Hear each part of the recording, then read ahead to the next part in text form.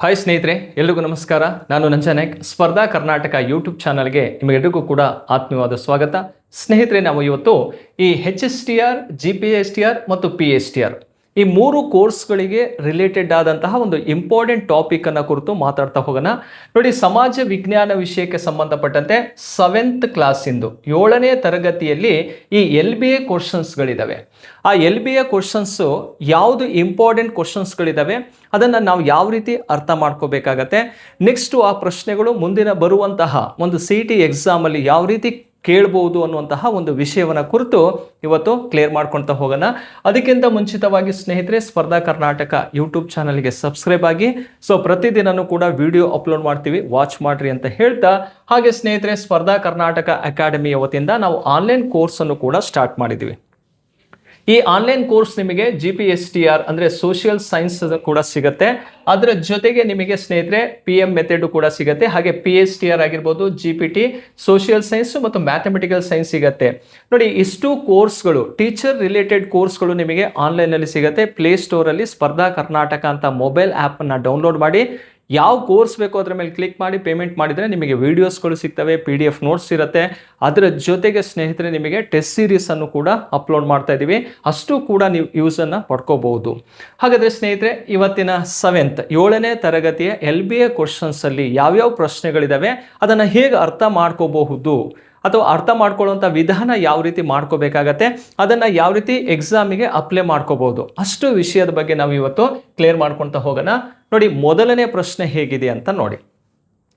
ತರಗತಿಯಲ್ಲಿ ಸೌರವ್ಯೂಹ ಕುರಿತು ಪಾಠ ಮಾಡುವಾಗ ಶಿಕ್ಷಕರು ನಮ್ಮ ಗ್ರಹ ಭೂಮಿ ಎಂದು ಹೇಳಿದರು. ಅಂದರೆ ಸೋಲಾರ್ ಸಿಸ್ಟಮ್ ರಿಲೇಟೆಡ್ ಆಗಿರುವಂತಹ ಒಂದು ಕಾನ್ಸೆಪ್ಟನ್ನು ಕ್ಲಿಯರ್ ಮಾಡಿಕೊಡ್ತಾ ಇರ್ತಾರೆ ಟೀಚರ್. ಅಂದರೆ ಸೌರವ್ಯೂಹ ಕುರಿತು ಪಾಠ ಮಾಡ್ತಾ ಇರ್ತಾರೆ. ಆ ಸೌರವ್ಯೂಹದಲ್ಲಿ ಏನು 8 ಗ್ರಹಗಳಿದಾವಲ್ಲ, ಆ ಗ್ರಹಗಳಲ್ಲಿ ಭೂಮಿ ನಮ್ಮ ಗ್ರಹ ಅಂತೇಳಿ ಹೇಳ್ಕೊಡ್ತಾರೆ ವಿದ್ಯಾರ್ಥಿಗಳಿಗೆ. ಓಕೆ, ಅರ್ತ್ ಅನ್ನುವಂಥದ್ದು ಅವರ್ ಪ್ಲಾನೆಟ್ ಆಗಿರುತ್ತೆ. ಹಾಗಾದರೆ ನಮ್ಮ ಭಾರತ ದೇಶ ಭೂಗ್ರಹದ ಈ ಗೋಳಾರ್ಧದಲ್ಲಿದೆ. ಅಂದರೆ ಭೂಮಿಯ ಮೇಲೆ ಭಾರತ ಯಾವ ಪೊಸಿಷನಲ್ಲಿದೆ ಅಂತೇಳಿ ನಾವಿಲ್ಲಿ ತಿಳ್ಕೊಬೇಕಾಗತ್ತೆ. ನೋಡಿ, ಉತ್ತರ ಗೋಳಾರ್ಧ ಅಂತ ಇದೆ, ದಕ್ಷಿಣ ಗೋಳಾರ್ಧ ಅಂತ ಇದೆ, ಪೂರ್ವ ಗೋಳಾರ್ಧ ಇದೆ, ಹಾಗೆ ಪಶ್ಚಿಮ ಗೋಳಾರ್ಧ ಅಂತ ಇರುವಂಥದ್ದು. ಕ್ಲಿಯರಾ? ನಾರ್ದರ್ನ್ ಇದೆ, ಸದರ್ನ್ ಇದೆ, ಈಸ್ಟರ್ನ್ ಇದೆ, ಮತ್ತು ವೆಸ್ಟರ್ನ್ ಹೆಮೋಸ್ಫಿಯರ್ ಅಂತ ಇದೆ. ಆ್ಯಕ್ಚುಲಿ ನಾವು ಗೋಳವನ್ನು 4 ಭಾಗಗಳನ್ನಾಗಿ ವಿಭಾಗ ಮಾಡ್ಕೊಳ್ತೀವಿ. ಆ 4 ಭಾಗ ಅಂತಂದರೆ ಉತ್ತರ, ದಕ್ಷಿಣ, ಪೂರ್ವ, ಪಶ್ಚಿಮ ಅಂಥೇಳಿ. ಈ ಪ್ರಶ್ನೆಗೆ ನಾವು ಉತ್ತರವನ್ನು ತುಂಬ ಈಸಿಯಾಗಿ ಕಂಡು ಹಿಡ್ಕೋಬೋದು. ನಿಮಗೂ ಕೂಡ ಆನ್ಸರ್ ಗೊತ್ತಿದೆ, ಯಾಕಂದರೆ ನೀವು ಆಲ್ರೆಡಿ ಓದ್ತಾ ಇರೋದ್ರಿಂದ. ಆದರೆ ಇದಕ್ಕೆ ರಿಲೇಟೆಡ್ ಆಗಿ ಯಾವ್ಯಾವ ರೀತಿ ಕ್ವಶನ್ಸ್ಗಳು ಕೇಳ್ಬೋದು ಅಂತಲೂ ಕೂಡ ಗೊತ್ತಿರಬೇಕಲ್ವಾ. ಇದನ್ನು ಇಮೇಜ್ ಇಟ್ಕೊಂಡೇ ನಾವು ಮಾತಾಡ್ತಾ ಹೋಗೋಣ. ಇದು ಅವರ್ ಸೋಲಾರ್ ಸಿಸ್ಟಮ್, ಇದು ನಮ್ಮ ಸೌರವ್ಯೂಹ.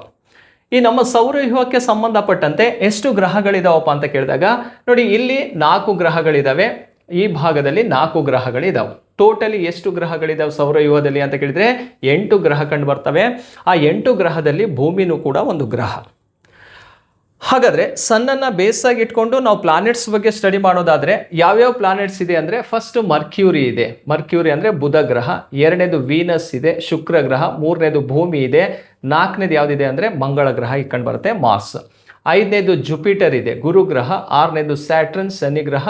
7ನೇದು ಯುರೇನಸ್. 8ನೇದು ಯಾವುದಿದೆ ನೋಡಿ, ನೆಪ್ಚೂನ್ ಇದೆ. ಈ 8 ಗ್ರಹಗಳನ್ನು ನಾವು ಅಬ್ಸರ್ವ್ ಮಾಡ್ತಾ ಹೋಗೋದಾದರೆ ಅವರು ಈಗ ಯಾವುದ್ರ ಬಗ್ಗೆ ಕ್ಲಿಯರ್ ಮಾಡ್ತಾ ಇದ್ದಾರೆ, ಭೂಮಿಯನ್ನು ಕುರಿತು ಕಾನ್ಸೆಪ್ಟನ್ನು ಕ್ಲಿಯರ್ ಮಾಡ್ತಾ ಇದ್ದಾರೆ. ಈಗ ಭೂಮಿ ಅಂತ ತಗೊಂಡಾಗ 8 ಗ್ರಹಗಳ ಲೀಸ್ಟನ್ನು ತೊಗೊಂಡಿದ್ದೀರಿ, ಮಧ್ಯದಲ್ಲಿ ಒಂದು ಗೆರೆನೂ ಕೂಡ ಹಾಕಿದ್ದಾರೆ. ಆ ಗೆರೆ ಇಂಪಾರ್ಟೆಂಟ್ ಏನಂತನೂ ಕೂಡ ನಾವಿಲ್ಲಿ ನೋಡಬೇಕಾಗತ್ತೆ. ಇದನ್ನೇ ಆಸ್ಟೆರಾಯ್ಡ್ ಬೆಲ್ಟ್ ಅಂತ ಕರಿತೀವಿ. ಈ ಆಸ್ಟೆರಾಯ್ಡ್ ಬೆಲ್ಟ್ ಇದೆಯಲ್ಲ, ಇದು ಪ್ಲಾನೆಟ್ಸನ್ನು 2 ಕ್ಯಾಟಗರಿಯಾಗಿ ಡಿವೈಡ್ ಮಾಡುತ್ತೆ. ಇದನ್ನು ಇನ್ನರ್ ಸೋಲಾರ್ ಸಿಸ್ಟಮ್ ಅಂತ ಕರಿತೀವಿ, ಅಥವಾ ಆಂತರಿಕ ಗ್ರಹ ಅಂತಲೇ ಕರಿತೀವಿ. ಆ ಆಂತರಿಕ ಗ್ರಹದಲ್ಲಿ ಯಾವ್ಯಾವ್ದು ಬರ್ತಾವಪ್ಪ ಅಂದರೆ ಬುಧ, ಶುಕ್ರ, ಭೂಮಿ, ಮಂಗಳ ಬರ್ತವೆ. ಇದನ್ನೇ ಭೌತಿಕ ಗ್ರಹ, ಫಿಸಿಕಲ್ ಪ್ಲಾನೆಟ್ ಅಂತಲೂ ಕೂಡ ಕರೆಯೋದುಂಟು. ಹಾಗೆ ಈ ಗ್ರಹಗಳನ್ನು ನೋಡಿದಾಗ ಔಟರ್ ಸೋಲಾರ್ ಸಿಸ್ಟಮ್ ಅಂತ ಕರಿತೀವಿ, ಅಥವಾ ಗ್ಯಾಸಸ್ ಪ್ಲಾನೆಟ್, ಅನಿಲ ದೈತ್ಯ ಗ್ರಹಗಳು ಅಂತ ಕರೆಯೋದು. ಹಾಗಾದರೆ ಈ ಅನಿಲ ದೈತ್ಯ ಗ್ರಹಗಳಲ್ಲಿ ಯಾವ್ಯಾವ್ದಿದೆ ನೋಡಿ, ಗುರು ಇದ್ದಾವೆ, ಶನಿ ಇದೆ, ಯುರೇನಸ್ ಮತ್ತು ನೆಪ್ಚೂನ್ ಕಂಡು ಬರ್ತವೆ. 4 ಗ್ರಹಗಳನ್ನು ನೋಡ್ತೀವಿ. ಟೋಟಲಿ 8 ಗ್ರಹಗಳು ಲೀಸ್ಟಲ್ಲಿ ಕಂಡು ಬರುವಂಥದ್ದು. ಹಾಗಾದರೆ ಈ ಗ್ರಹಗಳಲ್ಲಿ ಇನ್ನರ್ ಪ್ಲಾನೆಟಲ್ಲಿ ಅತಿ ದೊಡ್ಡ ಗ್ರಹ ಯಾವುದಪ್ಪ ಅಂದರೆ ಭೂಮಿ ಆಗಿರುತ್ತೆ. ಲಾರ್ಜೆಸ್ಟ್ ಪ್ಲಾನೆಟ್ ಇನ್ನರಲ್ಲಿ ಅಂತ ಕೇಳಿದಾಗ ಅಥವಾ ಭೌತಿಕ ಗ್ರಹಗಳಲ್ಲಿ ಅತಿ ದೊಡ್ಡ ಗ್ರಹ ಯಾವುದಪ್ಪ ಅಂದರೆ ಭೂಮಿ. ಹಾಗೆ ಬಾಹ್ಯ ಗ್ರಹಗಳಲ್ಲಿ ಅತಿ ದೊಡ್ಡ ಗ್ರಹ ಯಾವುದಪ್ಪ ಅಂದರೆ ಅದೇ ಜುಪಿಟರ್, ಗುರುಗ್ರಹವಾಗಿರುತ್ತೆ. ಆ ಕ್ಷುದ್ರ ಗ್ರಹಗಳ ಪಟ್ಟಿ ಅನ್ನುವಂಥದ್ದು ಪ್ಲಾನೆಟ್ಸನ್ನು 2 ಕೆಟಗರಿಯಾಗಿ ಡಿವೈಡ್ ಮಾಡೋದು ಆಸ್ಟೆರಾಯ್ಡ್ಸ್ ಬೆಲ್ಟ್ ಅನ್ನುವಂಥದ್ದು ಇನ್ನರ್ ಪ್ಲಾನೆಟ್ ಮತ್ತು ಔಟರ್ ಪ್ಲಾನೆಟ್ ಅಂತ ಡಿವೈಡ್ ಮಾಡುತ್ತೆ. ಓಕೆ, ಈಗ ಭೂಮಿಯ ಬಗ್ಗೆ ಅಧ್ಯಯನ ಮಾಡೋಕ್ಕೆ ಹೊಂಟಿದಾಗ ಭೂಮಿಯ ಮೇಲೆ ಪ್ರಮುಖವಾಗಿ ಎಷ್ಟು ಕಾಂಟಿನೆಂಟ್ಸ್ ಇದಾವಪ್ಪ ಅಂದರೆ 7 ಖಂಡಗಳನ್ನು ನೋಡ್ತೀವಿ. Asia, Africa, north America, south America, next Antarctica ಖಂಡ ಕಂಡುಬರ್ತವೆ, ನೆಕ್ಸ್ಟ್ ಯುರೋಪ್ ಮತ್ತು ಆಸ್ಟ್ರೇಲಿಯಾ ಖಂಡ ಕಂಡುಬರುತ್ತೆ. ಈ 7 ಕಾಂಟಿನೆಂಟ್ಸ್ ಅಂತ ಅಂದಾಗ ಇಡೀ ಗ್ಲೋಬನ್ನು ನಾವು ಬೇಸಾಗಿ ತೊಗೊಂಡು ಅಷ್ಟು ಖಂಡಗಳನ್ನು ನಾವಿಲ್ಲಿ ಸ್ಟಡಿ ಮಾಡ್ತೀವಿ. ಹಾಗಾದರೆ ಆ ಕಾಂಟಿನೆಂಟ್ಸ್ ಲೀಸ್ಟನ್ನು ನೋಡಿದಾಗ ಭೂಮಿಯ ಮೇಲೆ ಗೋಳವನ್ನು 2 ಭಾಗಗಳನ್ನಾಗಿ ವಿಭಾಗ ಮಾಡ್ಕೊಳ್ತೀವಿ. ಯಾವ ಬೇಸಲ್ಲಿ ನಾವು ಲ್ಯಾಟಿಟ್ಯೂಡ್ ಬೇಸಲ್ಲಿ ನೋಡಿದಾಗ ಈಸ್ಟ್ ವೆಸ್ಟ್ ಅಂತ ನೋಡಿದಾಗ ನೋಡಿ, ಪೂರ್ವ ಪಶ್ಚಿಮವಾಗಿ ತಗೊಂಡಾಗ ಈ ಪೂರ್ವ ಪಶ್ಚಿಮ ಈಸ್ಟ್ ಮತ್ತು ವೆಸ್ಟ್ ಅಂತ ತಗೊಂಡಾಗ ಗ್ಲೋಬನ್ನು 2 ಕೆಟಗರಿಯಾಗಿ ಡಿವೈಡ್ ಮಾಡ್ತೀವಿ. ಹೇಗಪ್ಪ ಅಂದರೆ ನೋಡಿ, ಈ ರೇಖೆ ಇದೆಯಲ್ಲ, ಈ ರೇಖೆಯನ್ನು 0 ಡಿಗ್ರಿ ಅಂತ ಕರಿತೀವಿ. ಅಂದರೆ 0 ಡಿಗ್ರಿ ಈಕ್ವಿಟರ್, ಸಮಭಾಜಕ ವೃತ್ತವಾಗಿರುತ್ತೆ. ಆ ಸಮಭಾಜಕ ವೃತ್ತ ಅನ್ನೋಂಥದ್ದು ಗೋಳವನ್ನು 2 ಭಾಗಗಳನ್ನಾಗಿ ವಿಭಾಗ ಮಾಡಿದೆ. ಸಮಭಾಜಕ ವೃತ್ತದಿಂದ ಮೇಲ್ಭಾಗದಲ್ಲಿರೋದನ್ನು ಇದನ್ನು ಉತ್ತರ ಗೋಳಾರ್ಧ ಅಂತ ಕರೆಯೋದು. ಉತ್ತರ ಗೋಳಾರ್ಧ ಅಂತ ಕರಿತೀವಿ. ನಾರ್ದರ್ನ್ ಹಿಮೋಸ್ಫಿಯರ್ ಏರಿಯಾ ಇದು. ಹಾಗೆ ಕೆಳಭಾಗದಲ್ಲಿರೋದನ್ನು ಸದರ್ನ್ ಹಿಮೋಸ್ಫಿಯರ್ ಅಥವಾ ದಕ್ಷಿಣ ಗೋಳಾರ್ಧ ಅಂತ ಕರಿತೀವಿ. ದಕ್ಷಿಣ ಗೋಳಾರ್ಧ. ಓಕೆ, ನಾರ್ದರ್ನ್ ಹಿಮೋಸ್ಫಿಯರ್ ಮತ್ತು ಸದರ್ನ್ ಹಿಮೋಸ್ಫಿಯರ್ ಅಂತ 2 ಪಾರ್ಟ್ ಆಗಿ ಡಿವೈಡ್ ಮಾಡ್ಕೊಳ್ತೀವಿ. ಹಾಗಾದರೆ ಭಾರತ ಎಲ್ಲಿದೆ ಅಂತ ಕೇಳಿದಾಗ ನೋಡಿ, ಭಾರತ ಇದೇ ಲೊಕೇಶನ್ನು ಇಂಡಿಯಾ ಕಾಣಿಸ್ತಾ ಇದೆಯಲ್ಲ. ಹಾಗಾದರೆ ಭಾರತ ಸಂಪೂರ್ಣವಾಗಿ ಯಾವ ಗೋಳಾರ್ಧದಲ್ಲಿದೆ? ಉತ್ತರ ಗೋಳಾರ್ಧದಲ್ಲಿ ಕಂಡುಬರ್ತವೆ. ಇದು ಸಮಭಾಜಕ ವೃತ್ತವನ್ನು ಬೇಸ್ ಆಗಿ ತಗೊಂಡು ಈಸ್ಟ್ ವೆಸ್ಟ್ ನೋಡಿದಾಗ ನಾರ್ದರ್ನ್ ಹಿಮೋಸ್ಫಿಯರಲ್ಲಿ ಇದ್ದೀವಿ. ಅದೇ ನಾವು ನಾರ್ತ್ ಸೌತ್ ಅಂತ ತಗೊಂಡಾಗ, ಉತ್ತರ ಮತ್ತು ದಕ್ಷಿಣ ಅಂತ ತಗೊಂಡಾಗ ಇದನ್ನು ರೇಖಾಂಶಿಕವಾಗಿ ನಾವು ನೋಡ್ತೀವಿ. ಆ ರೇಖಾಂಶಿಕವಾಗಿ ನೋಡಿದಾಗ ಇದು ಈಸ್ಟರ್ನ್ ಸೈಡ್ ಆಗಿರುತ್ತೆ, ಇದು ವೆಸ್ಟರ್ನ್ ಸೈಡ್ ಆಗಿರುತ್ತೆ. ಹಾಗಾಗಿ ಈಸ್ಟರ್ನ್ ಮತ್ತು ವೆಸ್ಟರ್ನ್ ಸೈಡ್ ಅಂದಾಗ ಭಾರತ ಯಾವ ಭಾಗದಲ್ಲಿದೆ ಅಂದರೆ ಪೂರ್ವ ಗೋಳಾರ್ಧದಲ್ಲಿ ಕಂಡುಬರುತ್ತೆ. ಟೋಟಲಿ ನೋಡಿದಾಗ ಉತ್ತರ ಗೋಳಾರ್ಧದ ಪೂರ್ವ ಭಾಗದಲ್ಲಿ ಕಂಡುಬರುವಂತಹ ಒಂದು ರಾಷ್ಟ್ರ ಯಾವುದಪ್ಪ ಅಂದರೆ ಭಾರತವಾಗಿರುತ್ತೆ. ಹಾಗಾಗಿ ಗ್ಲೋಬ್ ಪೊಸಿಷನ್ನು ಕೂಡ ಗೊತ್ತಾಯಿತು, ಸೋಲಾರ್ ಸಿಸ್ಟಮ್ ಬಗ್ಗೆನೂ ಕೂಡ ನಮಗಿಲ್ಲಿ ಅರ್ಥವಾಗಿದೆ. ಹಾಗಾಗಿ ಕೇಳಿರುವಂತಹ ಪ್ರಶ್ನೆಗೆ ಸರಿಯಾದಂತಹ ಉತ್ತರ ಯಾವುದು ಅಂತ ಕೇಳಿದರೆ ಭಾರತ ಎಲ್ಲಿದೆ ಅಂತ ಕೇಳಿದಾಗ ಏನನ್ನ ಆನ್ಸರ್ ಮಾಡಬೇಕು? ಇವಾಗ ನಾವು ಉತ್ತರ ಗೋಳಾರ್ಧದಲ್ಲಿ ನೆಲೆಸಿರುವಂತಹ ಒಂದು ರಾಷ್ಟ್ರವಾಗಿರುತ್ತೆ. ಕ್ಲಿಯರಾ? ನೋಡಿ, ತರಗತಿಯಲ್ಲಿ ಸೌರವ್ಯೂಹ ಕುರಿತು ಪಾಠ ಮಾಡುವಾಗ ಶಿಕ್ಷಕರು ನಮ್ಮ ಗ್ರಹ ಭೂಮಿ ಅಂತ ಹೇಳ್ತಾರೆ. ಹಾಗಾದರೆ ನಮ್ಮ ಭಾರತ ದೇಶ ಭೂಗ್ರಹದ ಈ ಗೋಳಾರ್ಧದಲ್ಲಿದೆ ಅಂದರೆ ನಾರ್ದರ್ನ್ ಹಿಮೋಸ್ಫಿಯರಲ್ಲಿ ಕಂಡುಬರೋದು, ಉತ್ತರ ಗೋಳಾರ್ಧದಲ್ಲಿ ಕಂಡುಬರುವಂತಹ ಒಂದು ರಾಷ್ಟ್ರವಾಗಿರುತ್ತೆ ಭಾರತ. ಕ್ಲಿಯರಾ? ನೆಕ್ಸ್ಟು 2ನೇ ಪ್ರಶ್ನೆಗೆ ಹೋಗೋಣ. ನೋಡಿ, ಜನಸಂಖ್ಯೆ ಹೆಚ್ಚಳ ಕುರಿತು ಶಿಕ್ಷಕರೊಬ್ಬರು ಪಾಠ ಮಾಡುತ್ತಿರುವಾಗ, ಅಂದರೆ ಯಾವುದ್ರ ಬಗ್ಗೆ ಕ್ಲಾಸನ್ನು ತಗೊಂಡಿದ್ದಾರೆ ಅಂತ ನೋಡಿದಾಗ ಇಲ್ಲಿ ಲೆಸನ್ ಇರೋದು ಪಾಪ್ಯುಲೇಷನ್ ಬಗ್ಗೆ ಇರೋಂಥ ಅಥವಾ ಪಾಪ್ಯುಲೇಷನ್ ಗ್ರೋತ್ ರೇಟ್, ಜನಸಂಖ್ಯೆ ಬೆಳವಣಿಗೆ ದರದ ಬಗ್ಗೆ ಕ್ಲಾಸನ್ನು ಮಾಡ್ತಾ ಇರುವಂಥದ್ದು. ನೋಡಿ, 2022ರ ವಿಶ್ವಸಂಸ್ಥೆ ಪ್ರಸ್ತುತಪಡಿಸಿದಂತಹ ಅಂಕಿ ಅಂಶಗಳ ಪ್ರಕಾರ ವಿಶ್ವದಲ್ಲಿಯೇ ಜನಭರಿತ ರಾಷ್ಟ್ರ ಯಾವುದು? ಇಷ್ಟೆಲ್ಲ ಪ್ರಶ್ನೆಗಳನ್ನು ಎಳೆದಾಗಿ ತೋರಿಸಿರೋದ್ರಿಂದ ನೀವು ಅರ್ಥ ಮಾಡ್ಕೋಬೇಕಾಗಿರೋದು ವರ್ಲ್ಡ್ ಹೈಯೆಸ್ಟ್ ಪಾಪ್ಯುಲೇಟೆಡ್ ಕಂಟ್ರಿ ಯಾವುದು ಅಂತ. ಪ್ರಪಂಚದಲ್ಲಿ ಅತಿ ಹೆಚ್ಚು ಜನಸಂಖ್ಯೆಯನ್ನು ಹೊಂದಿರುವಂಥದ್ದು ಅಥವಾ ಜನಸಾಂದ್ರತೆ ಇರುವಂಥದ್ದು ಯಾವ ಭಾಗದಲ್ಲಿ ಅಥವಾ ಯಾವ ರಾಷ್ಟ್ರದ ಭಾಗದಲ್ಲಿ ಅಂತ ಕೇಳಿದಾಗ ಇಲ್ಲಿ ಪಾಪ್ಯುಲೇಷನ್ ಅಂತ ಕೇಳಿದಾಗ ನಾವು ಯಾವ ರಾಷ್ಟ್ರವನ್ನು ಆನ್ಸರ್ ಮಾಡ್ತೀವಪ್ಪ ಅಂದರೆ ಚೀನಾ ಅನ್ನೋದನ್ನು ಆನ್ಸರ್ ಮಾಡಬೇಕಾಗತ್ತೆ. ನೋಡಿ, 2ನೇ ಪ್ರಶ್ನೆಗೆ ಸರಿಯಾದಂತಹ ಉತ್ತರ ಯಾವುದಪ್ಪ ಅಂದರೆ ಚೀನಾ ಆಗಿರುತ್ತೆ. ರೈಟ್? ನೋಡಿ, ಪಾಠ ಮಾಡುತ್ತಿರುವಾಗ 2022 ವಿಶ್ವ ಮಂಡಿಸಿದಂತಹ ಅಥವಾ ಪ್ರಸ್ತುತಪಡಿಸಿದ ಅಂಕಿ ಅಂಶಗಳ ಪ್ರಕಾರ ವಿಶ್ವದಲ್ಲಿಯೇ ಜನಭರಿತ ರಾಷ್ಟ್ರ ಯಾವುದು ಅಂತ ಕೇಳಿದರೆ ಚೀನಾ ಮೊದಲನೇ ಸ್ಥಾನದಲ್ಲಿದೆ. ಹಾಗೆ 2ನೇ ಸ್ಥಾನದಲ್ಲಿರುವಂತಹ ರಾಷ್ಟ್ರ ಯಾವುದಪ್ಪ ಅಂದರೆ ಭಾರತವಾಗಿರುತ್ತೆ. ಸೆಕೆಂಡ್ ಪೊಸಿಷನಲ್ಲಿರೋದು ಅತಿ ಹೆಚ್ಚು ಜನಸಂಖ್ಯೆಯನ್ನು ಹೊಂದಿರುವಂತಹ ರಾಷ್ಟ್ರಗಳ ಪಟ್ಟಿಯಲ್ಲಿ ನಾವು ನೋಡ್ತೀವಿ. ನೆಕ್ಸ್ಟ್ ಕ್ವಶನಿಗೆ ಹೋಗೋಣ. ನೋಡಿ, ರಹೀಮನು ಹಿಮಾಲಯ ಪರ್ವತಕ್ಕೆ ಪ್ರಯಾಣ ಆರಂಭಿಸಿದ್ದು ಯಾವ ಕಡೆ ಹೋಗ್ತಾ ಇದ್ದಾನೆ? ಅವನು ಹಿಮಾಲಯ ಪರ್ವತದ ಕಡೆ ಹೋಗ್ತಾ ಇದ್ದಾನೆ. ಯಾರು? ರಹೀಮನು ಹಿಮಾಲಯ ಪರ್ವತದ ಕಡೆ ಹೋಗ್ತಾ ಇದ್ದಾನೆ. ಪ್ರಸ್ತುತ ಆತ ಭಾರತದ ಮಧ್ಯಭಾಗದಲ್ಲಿದ್ದು ಎಲ್ಲಿದ್ದಾನೆ ಅವನು? ಇಂಡಿಯಾದ ಮಿಡಲ್ ಅಲ್ಲಿ ಕಂಡು ಬರ್ತಾನೆ. ಭಾರತದ ಮಧ್ಯಭಾಗದಲ್ಲಿ ಇದ್ದಾನೆ ಅವನು. ಹಾಗಾದರೆ ಈ ದಿಕ್ಕಿನೆಡೆಗೆ ಸಾಗಿದರೆ ಆತ ಬಯಸಿದಂತಹ ಸ್ಥಳವನ್ನು ತಲುಪಬಹುದು. ಅಂದರೆ ಈಗ ಇಂಡಿಯಾದ ಮಿಡಲಲ್ಲಿದ್ದಾನೆ. ಮ್ಯಾಪಲ್ಲಿ ತೋರಿಸ್ಬಿಡೋಣ ನಿಮಗೆ ಎಲ್ಲಿದ್ದಾನೆ ಅವನು, ಲೊಕೇಶನನ್ನು ತಗೊಳ್ಳೋಣ. ಈಗ ರಹಿಮಾ ಎಲ್ಲಿದ್ದಾನಪ್ಪ ಅಂದರೆ ಭಾರತದ ಮಧ್ಯಭಾಗದಲ್ಲಿದ್ದಾನೆ. ಇಲ್ಲಿ ಮಧ್ಯಭಾಗದಲ್ಲಿ ಇದ್ದಾನೆ, ಕ್ಲಿಯರಾ? ಮಿಡಲಲ್ಲಿ ಇದ್ದಾನೆ. ಹಾಗಾದರೆ ಈ ದಿಕ್ಕಿನೆಡೆಗೆ ಸಾಗಿದರೆ ಆತ ಬಯಸಿದಂತಹ ದಿಕ್ಕನ್ನು ಹೋಗ್ಬೋದು ಅಥವಾ ಸ್ಥಳಕ್ಕೆ ಹೋಗ್ಬೋದು. ನೋಡಿ, ಇಷ್ಟು ಏರಿಯಾ ಸ್ಟ್ರಕ್ಚರ್ ಕಾಣಿಸ್ತಾ ಇದೆಯಲ್ಲ, ಇದನ್ನೇ ನಾವು ಹಿಮಾಲಯ ಪರ್ವತ ಭಾಗ ಅಂತ ಕರೆಯುವಂಥದ್ದು.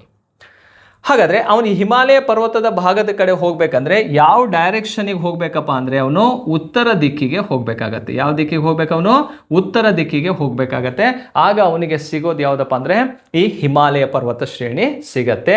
ಡೈರೆಕ್ಷನ್ ಅಂತ ಕೇಳಿದ್ರೆ ಯಾವ ಡೈರೆಕ್ಷನಿಗೆ ಹೋಗ್ಬೇಕು? ಅವನು ನಾರ್ತ್ ಡೈರೆಕ್ಷನಿಗೆ ಹೋಗ್ಬೇಕಾಗತ್ತೆ. ನೋಡಿ, ರಹೀಮನು ಹಿಮಾಲಯ ಪರ್ವತಕ್ಕೆ ಪ್ರಯಾಣ ಪ್ರಾರಂಭಿಸಿದ್ದು ಪ್ರಸ್ತುತ ಆತ ಭಾರತದ ಮಧ್ಯಭಾಗದಲ್ಲಿದ್ದು ಆತ ಈ ದಿಕ್ಕಿನೆಡೆಗೆ ಸಾಗಿದರೆ ಆತ ಬಯಸಿದಂತಹ ಸ್ಥಳವನ್ನು ತಲುಪಬಹುದು. ಯಾವ ಸ್ಥಳಕ್ಕೆ ಸಾಗಬೇಕು ಅವನು? ನೋಡಿ, ನಾರ್ತ್ ಕಡೆ ಹೋಗ್ಬೇಕು ಅವನು. ನಾರ್ತ್ ಕಡೆ ಹೋದರೆ ಹಿಮಾಲಯ ಪರ್ವತ ಶ್ರೇಣಿಯ ಕಡೆ ಹೋದಂಗಾಗತ್ತೆ. ಕ್ಲಿಯರಾ? ನೋಡಿ, ಇಂತಹ ಒಂದು ಬೇಸಿಕ್ ಕ್ವಶನ್ಸು ಅಂದರೆ ಇಲ್ಲಿ ಅರ್ಥ ಮಾಡ್ಕೋಬೇಕು. ಭಾರತದ ಯಾವ್ಯಾವ ದಿಕ್ಕಿನಲ್ಲಿ ಯಾವ್ಯಾವ ಪ್ಲೇಸ್ಗಳಿದ್ದಾವೆ, ಯಾವ್ಯಾವ ರಾಷ್ಟ್ರಗಳಿದ್ದಾವೆ ಅನ್ನೋದನ್ನು ಅರ್ಥ ಮಾಡ್ಕೋಬೇಕಾಗತ್ತೆ. ಸೌತ್ ಕಡೆ ಬಂದರೆ ಏನು ಸಿಗ್ತವೆ, ವೆಸ್ಟ್ ಕಡೆ ಬಂದರೆ ಏನು ಸಿಗ್ತವೆ, ಹಾಗೆ ನಾರ್ತ್ ಕಡೆ ಹೋದರೆ ಯಾವ ಒಂದು ಪರ್ವತ ಶ್ರೇಣಿಗಳು ಸಿಗ್ತವೆ, ಅವೆಲ್ಲ ಮಾಹಿತಿಯನ್ನು ತಿಳಿಸುವಂತಹ ಒಂದು ಪ್ರಶ್ನೆ ಆಗಿರುತ್ತಿದ್ದು. ನೆಕ್ಸ್ಟ್ ಕ್ವಶನಿಗೆ ಹೋಗೋಣ. ನೋಡಿ, ಪ್ರಪಂಚದಲ್ಲೇ ಎತ್ತರವಾದ ಶಿಖರ ಮೌಂಟ್ ಎವರೆಸ್ಟ್. ಅಂದರೆ ವರ್ಲ್ಡ್ ಹೈಯೆಸ್ಟ್ ಪೀಕ್ ಯಾವುದಪ್ಪ ಅಂತ ಕೇಳಿದಾಗ ಮೌಂಟ್ ಎವರೆಸ್ಟ್ ಅನ್ನುವಂಥದ್ದು ವರ್ಲ್ಡ್ ಹೈಯೆಸ್ಟ್ ಪೀಕ್ ಆಗಿರುತ್ತೆ. ಈ ಮೌಂಟ್ ಎವರೆಸ್ಟ್ ಶಿಖರ ಏನಿದೆಯಲ್ಲ, ಪ್ರಪಂಚದೇ ಅತಿ ಎತ್ತರವಾದಂತಹ ಶಿಖರವಾದರೆ ಇದರ ಹೈಟ್ ಎಷ್ಟಿದೆಯಪ್ಪ ಅಂದರೆ 8848.86 ಮೀಟರ್ ಅಷ್ಟು ಎತ್ತರವನ್ನು ಹೊಂದಿದೆ. ಇದು ಪ್ರೆಸೆಂಟ್ ಡಾಟಾವಾಗಿರುತ್ತೆ. ಕ್ಲಿಯರಾ? Mount Everest. ಹಾಗಾದರೆ ಭಾರತದಲ್ಲಿ ಎತ್ತರವಾದ ಶಿಖರ ಡ್ಯಾಶ್ ಆಗಿದೆ. ಈಗ ವರ್ಲ್ಡ್ ಹೈಯೆಸ್ಟ್ ಪೀಕ್ ಯಾವುದಪ್ಪ ಅಂದರೆ Mount Everest. Indian highest peak ಯಾವುದು ಅಂತ ಕೇಳಿದರೆ 4 ಆಪ್ಷನ್ ಕೂಡ ಇದೆ. ಮೌಂಟ್ ಗಾಡ್ವಿನ್ ಆಸ್ಟಿನ್ ಅಂತ ಕಂಡುಬರುತ್ತೆ, ಅಥವಾ ಇದನ್ನು K2 ಅಂತಲೂ ಕೂಡ ಕರೀತಾರೆ, K2. ನೆಕ್ಸ್ಟು ಚೌಕಾಂಬ ಶಿಖರ ಇದೆ, ತ್ರಿಶೂಲ ಶಿಖರ ಇದೆ, ರಿಮೋ ಶಿಖರ ಅಂತ ಕಂಡುಬರ್ತಾವೆ. ಈಗ ಒಂದೊಂದೇ ಪೀಕನ್ನು ಕ್ಲಿಯರ್ ಮಾಡೋದಾದರೆ ಅದನ್ನು ನಿಮಗೆ ಮ್ಯಾಪಲ್ಲೇ ಕ್ಲಿಯರ್ ಮಾಡಿಕೊಡ್ತೀನಿ, ಯಾವ್ಯಾವ ಪೀಕು ಎಲ್ಲೆಲ್ಲಿ ಕಂಡು ಬರ್ತಾವಂಥೇಳಿ. ಫಸ್ಟ್ ಈ ಮ್ಯಾಪನ್ನು ನೋಡಿ. ಇಲ್ಲಿಂದ ಈ ಕಡೆ ಇರುವಂಥ ಭೂಭಾಗ ಇದೆಯಲ್ಲ, ಇದನ್ನು POK ಅಂತ ಕರೀತಾರೆ.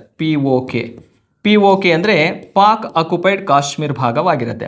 ಇದಿಷ್ಟು ಏರಿಯಾ ಇದೆಯಲ್ಲ, ಇದು POKಗೆ ಸಂಬಂಧಪಟ್ಟಂತಹ ಭಾಗ.